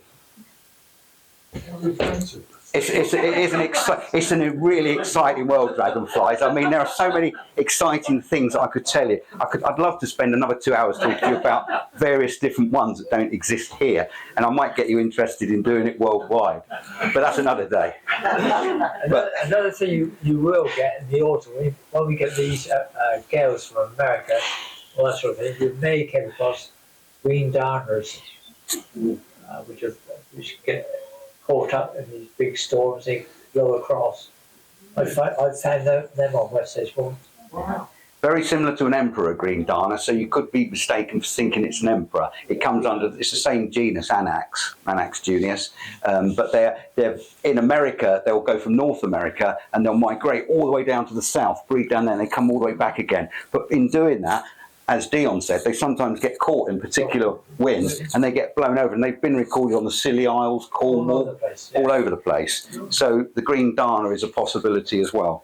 Especially in the late autumn. Yeah. When we get all these old gales. So, migrant hawker is one that. Do you want to have a check? You love the migrant hawker, don't you? Do you want to have a check?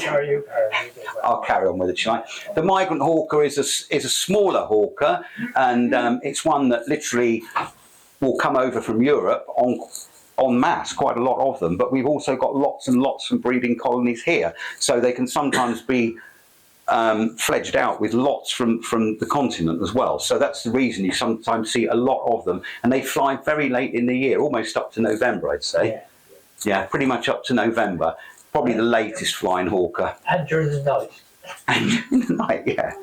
We've got them in moth traps before now.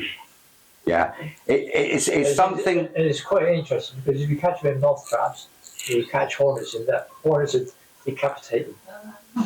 So it's not nice, is it, really? Not nice, but there you go. Yeah, but a lot of these species that come from Africa and places like that literally do fly at night, really, because over there they do.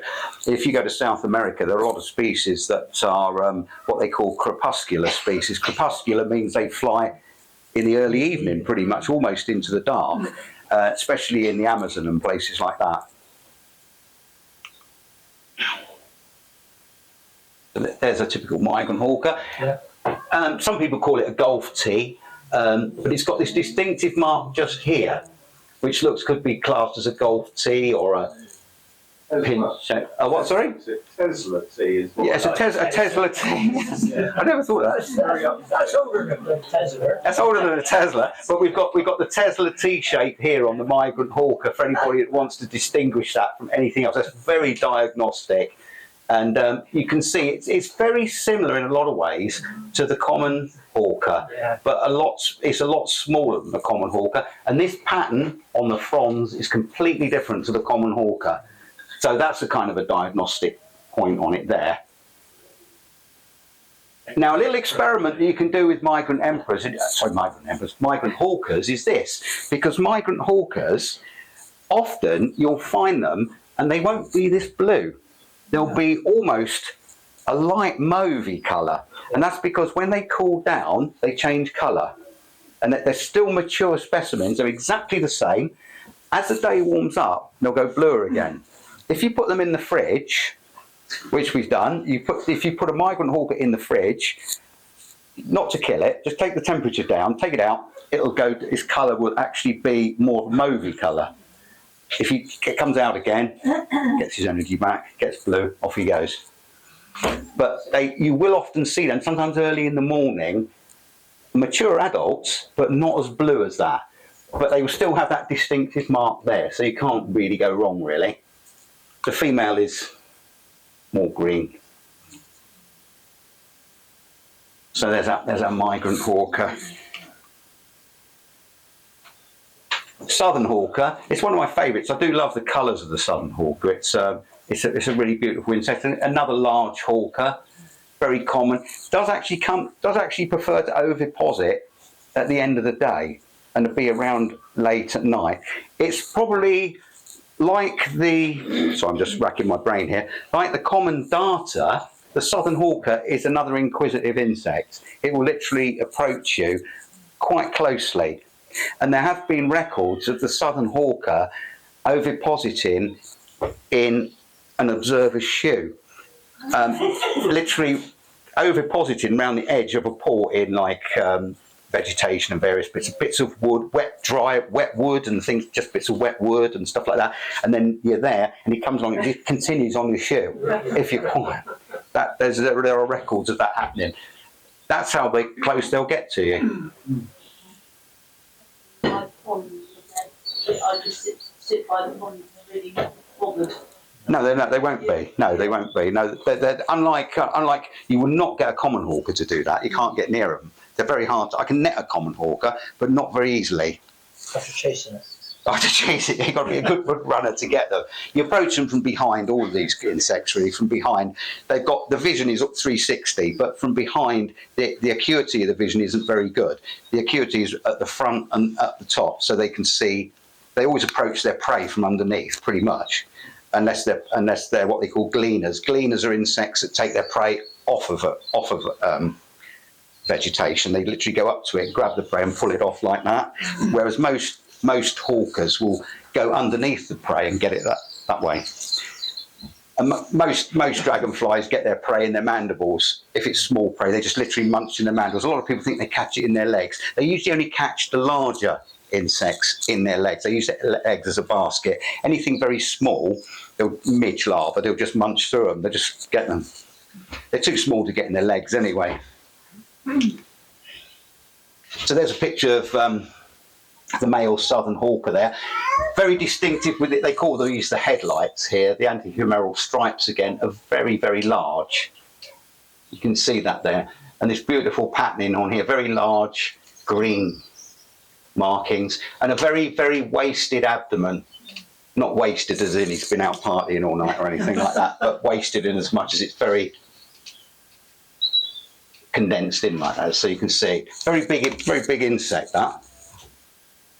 Green changes to blue at the tail end. Yeah.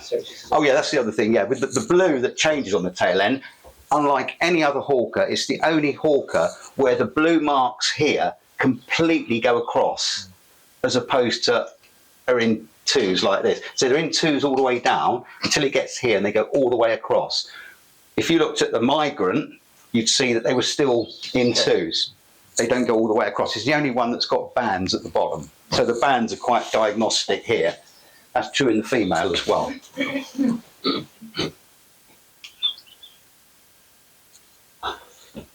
The golden ring. You knew I was going to laugh then, didn't you? The golden ring dragonfly. Well, Deon and me went out on a golden ring hunting expedition last year, and we found quite a few of them. It was absolutely wonderful to see them sort of doing what they do. Very, very large dragonfly. It still comes under the ancient dragonfly ban. It's one of the ancient ones. The female has a very, very long ovipositor. It's the longest dragonfly, it's longer than the emperor. It's not as bulky as the emperor, but the female has a very long ovipositor, which it dibs into sediment along the sides of little streams and things like that, very shallow streams sometimes, and it just dibs it in. It's not a true ovipositor, it's what's known as a vulvar scale, which is extended. All dragonflies have a vulvar scale. They drop their eggs in the water, except for the emperors and the hawkers. The emperors and the hawkers all have a serrated device, which they literally insert eggs into vegetation, exactly the same as all damselflies do. All damselflies insert their eggs into vegetation. All hawkers insert their eggs into vegetation. The golden ring inserts its eggs, but it hasn't got the same ovipositor. It's just got a scale. It's literally using that scale to dig the holes. Just drops them in the water. Yeah, just drops them in the water pretty much, yeah.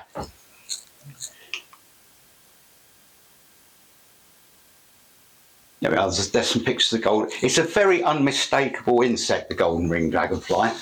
I think Fred was mind blown when he saw them that day, didn't he? They're absolutely beautiful insects.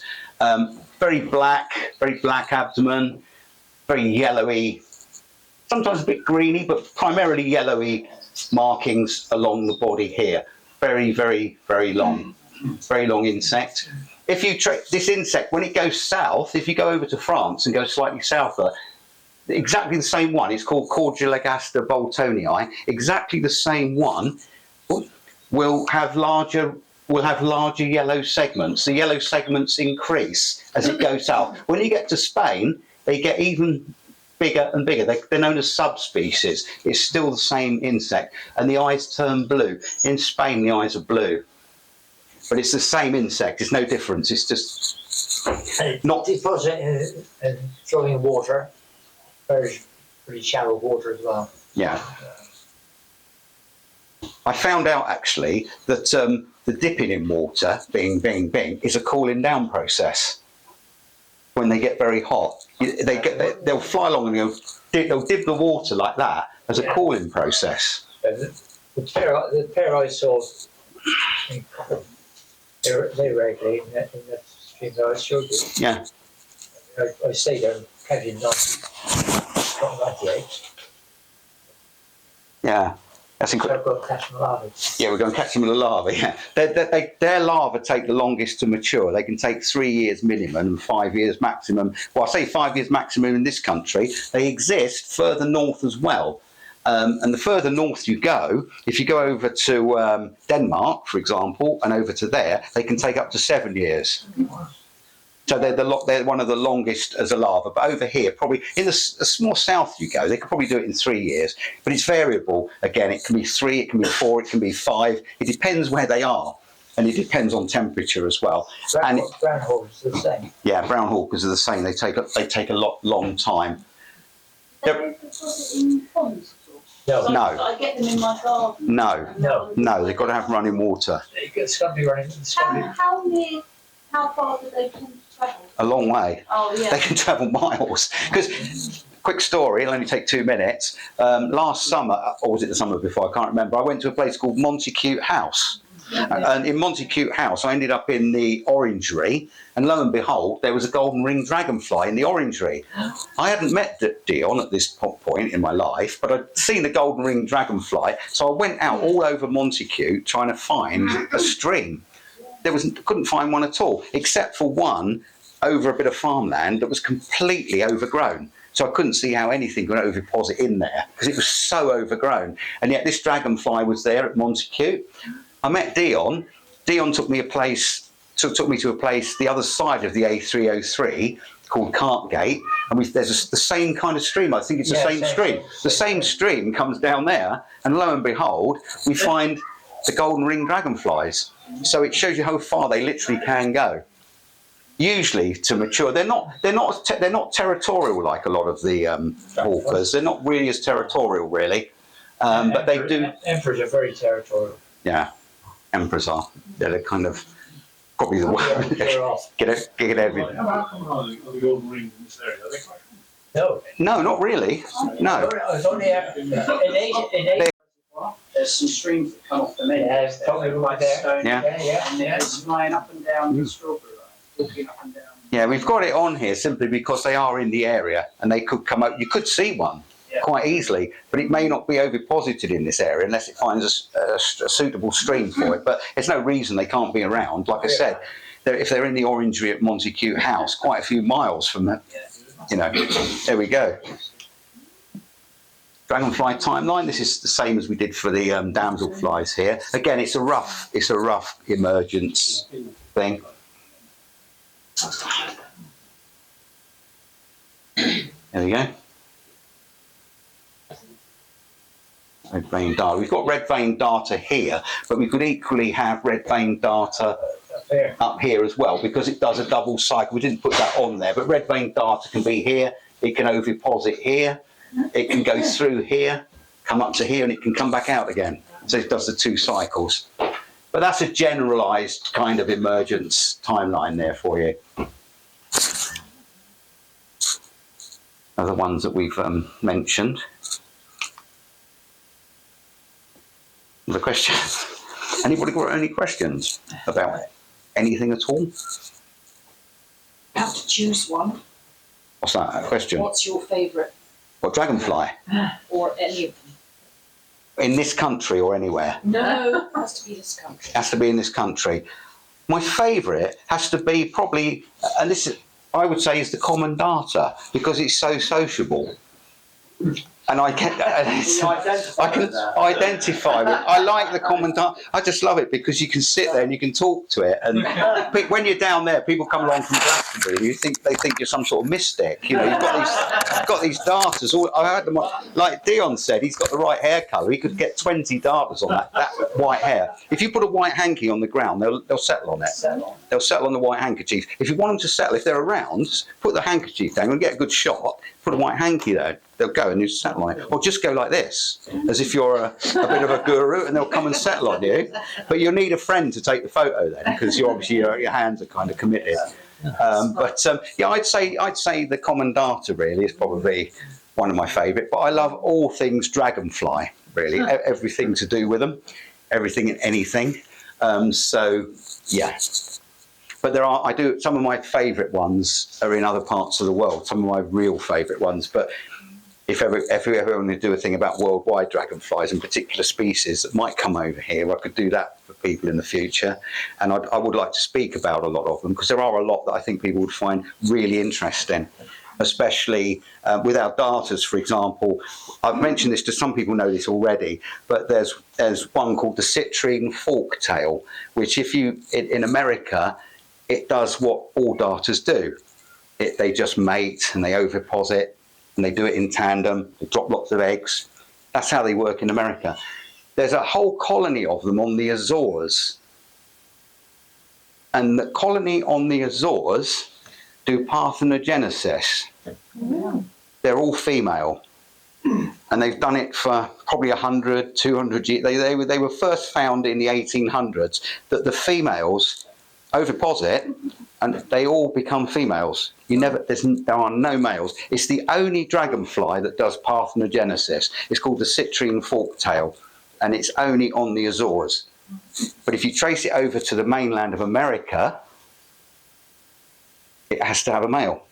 Same species, exactly the same. It's not a subspecies. They've done genetic tests on it. It's the same, exactly the same insect. But if you looked it up, the citrine forktail, you'd see that that's parthenogenesis. There's some other insects that happens to, and they've been infected or with a bacterium or something like that. That can be, yeah.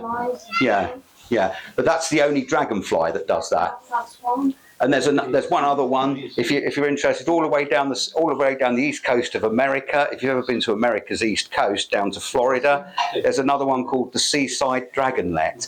The seaside dragonlet is the only dragonfly that oviposits in the sea, and it's larva with sea urchins and things like that. It's the only dragonfly that exists now that oviposits in the sea, the seaside dragonlet. So there's an interesting one for you. What's next? I don't. This is Fred. This is Fred again. So. Here we go. I'll hand over to Fred for this. Okay, we're not far from the end. Honest. Well, I hope you find it interesting. This is going to be quite an interesting story where we're going to be starting to see more lesser emperor dragonflies that have been recorded around in this area. And these photos were taken by a local wildlife photographer, Andrew Kirby, and he's allowed us to use these. All photographs were taken on West Hay Moor. But we did send a 5-legged dragonfly that had recently been found dead on the boards at Catcot Lows, and we took a 5-legged one to Bristol Museum as their specimen. The 6th leg went off to the Sanger Institute for DNA analysis, so that it will indicate to you that we are starting to see this species emerging, and why we've actually put in the various slides along here that there is a potential confusion species. Very unlikely you'll actually confuse it with anything else, but it's not one that immediately comes to mind. And I don't know, is that a pelican or something? I don't know what bird that is, but anyway, it's Deon will know that. Deon knows everything. But it's a female marsh harrier. Thank you. Yeah, I thought it wasn't a pelican, but it's but this amazing picture that actually does show that they are being predated, which is an interesting thing to note, because in order for Andrew to get that shot, that's right, there must be quite a few of them around. So we want to start seeing more records of those, and that's why we've been popping that one into. Say they're the only emperor that oviposits in tandem. The vagrant and the lesser oviposit in tandem. So does the green darner. That'll oviposit in tandem. Our emperor doesn't. Our emperor oviposits alone. And so if you see it, that's an emperor type in tandem like that, you can bet your bottom dollar that's what it is. But the photograph was taken on a dull morning, so what Andrew said better was that the dragonfly was resting because it was warmer up the fly, just heating up. Because it's easy to prey, but then they eat them. Well, I mean, I've never seen that happen. I mean, we always hear about hobbies catching dragonflies. Yeah. I've never known marsh harriers eat them at all. But that is a new eat, that is. But it does indicate, as Chris quite rightly said, that we've actually got probably a stronger population than we've been reporting. So all the Norfolk hawkers that have been photographed here were less emperors. Is that what you said? I'd say 50%. No. I think it's just one that we're potentially under-reporting right now. But I don't think anybody's even realised that they are breeding here. Because we've just started this scheme of doing dragonfly surveys. They've probably been here for several years. It can be all sorts of things that happen. The next story I just want to tell you about is goes back to Watercress Farm. Watercress Farm is up near Tinsfield House, and it's run by the Belmont Estate, and we've got 2 people here from that particular site. And throughout last year, they've kindly ran some surveys on the site there to test out the paperwork and the reporting scheme that we've been doing, and we've got some results from this. The site has 2 transects, very different areas, and there's been some landscape management going on the site. but this will just indicate to you what the difference between the two transects, and reflecting why it is important to have identifiable transects on a site. So you can see this one's the poplar woods. This one's railway sidings. Very, very different habitats. But look at that for huge differences in the proportion of dominant species. This is really valuable collected data that started in May and went through to the end of September, I think. April to September. April through to September. Same as the butterflies. Brilliant. We're doing them weekly with the butterflies, so it's a combined transect, really. And it reflects a huge amount of work and commitment from the team there. We've then done the same analysis for the dragonfly species, and once again you can see a difference in the proportion of species that are represented on these two sites.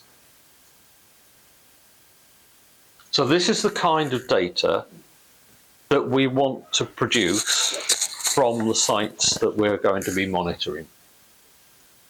And have you got an explanation for why those numbers vary? Is it habitat? Food? Yeah, different habitat. Yeah. But is it to do with food or just the habitat? Or wind? Well, the habitat will dictate what species, what prey emerge at that point. Influences within the habitat? Nope. But there is terrific difference. It's got a river, a small river running through it. All right. Yeah. So that is good habitat for the beautiful damsels, for instance. Railway sidings can get gravelly and very hot, aren't they? Yes. Yeah. And there are small ponds as well, so you get different species there. Like the southern orca, for instance, favours the smaller pond. And we'll see what happens there with time, because the landscape, the excellent landscape working that's been done has diverted the river down in a loop and created backflow pools. And it is a really superb sight to see. It's, and we're going to be begging a trip to go up to that site for some of us. But the other thing we can do, as well as producing the pie charts, the dreaded pie charts, is to produce the graphs which look at then the emergence, the proportions of species that we're going to see on these. And but interesting to see with these. Let's just take railway sidings because my pointer's not that long. You can see that damselfly numbers have reached these two peaks. Dragonfly numbers are always going to be lower, of course, pyramid of numbers on predation on predators, but tends to follow a much more steady line. But look at those damselfly peaks. Different habitat. This is interesting data. Let's see what happens next year. Let's see what happens from the other sites. But this is the kind of data we want to achieve. Climate change. Why haven't we? We're seeing dragonflies now in November. Yeah. Is that being lobbied up to the Dragonfly Society? Well, normally, Dragonfly Service started in May, finished in October. Oh, okay. That's what I've always done. But maybe it needs to be. I quite agree with you, Chris, and I think that same thing applies when we're looking at when we look at the butterflies and other recording schemes. That we talk about climate change and the impact that that's having on our emergence and loss and movement of species, but we haven't adjusted our recording times to start earlier and finish later. We're also not recording the metadata, the weather data that goes along with this, which we are doing locally here on Honeygar Farm. We have a weather station out there. I don't know where the nearest weather reporting station is to Watercress Farm, But this is something that I would urge that the trust purchase a weather station, and it would be ideal if they could actually purchase the same Davis model that we've purchased for the Wildlife Trust here, so that makes it easier to crunch the data. But it is actually some 20 miles away from here. So whilst we may take Hamwall as being pretty much close to the weather we're experiencing here, I don't think we can translate that data when it comes to there. So it would be good. It would be good as the monitoring goes on if they could get that Davis weather station. That would be extremely good.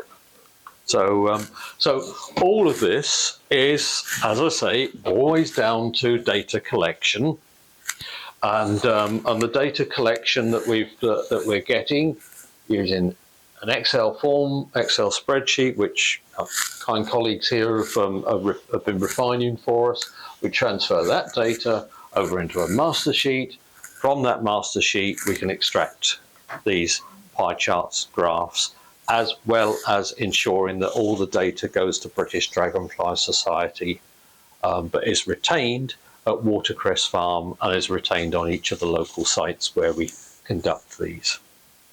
So, I mean, it's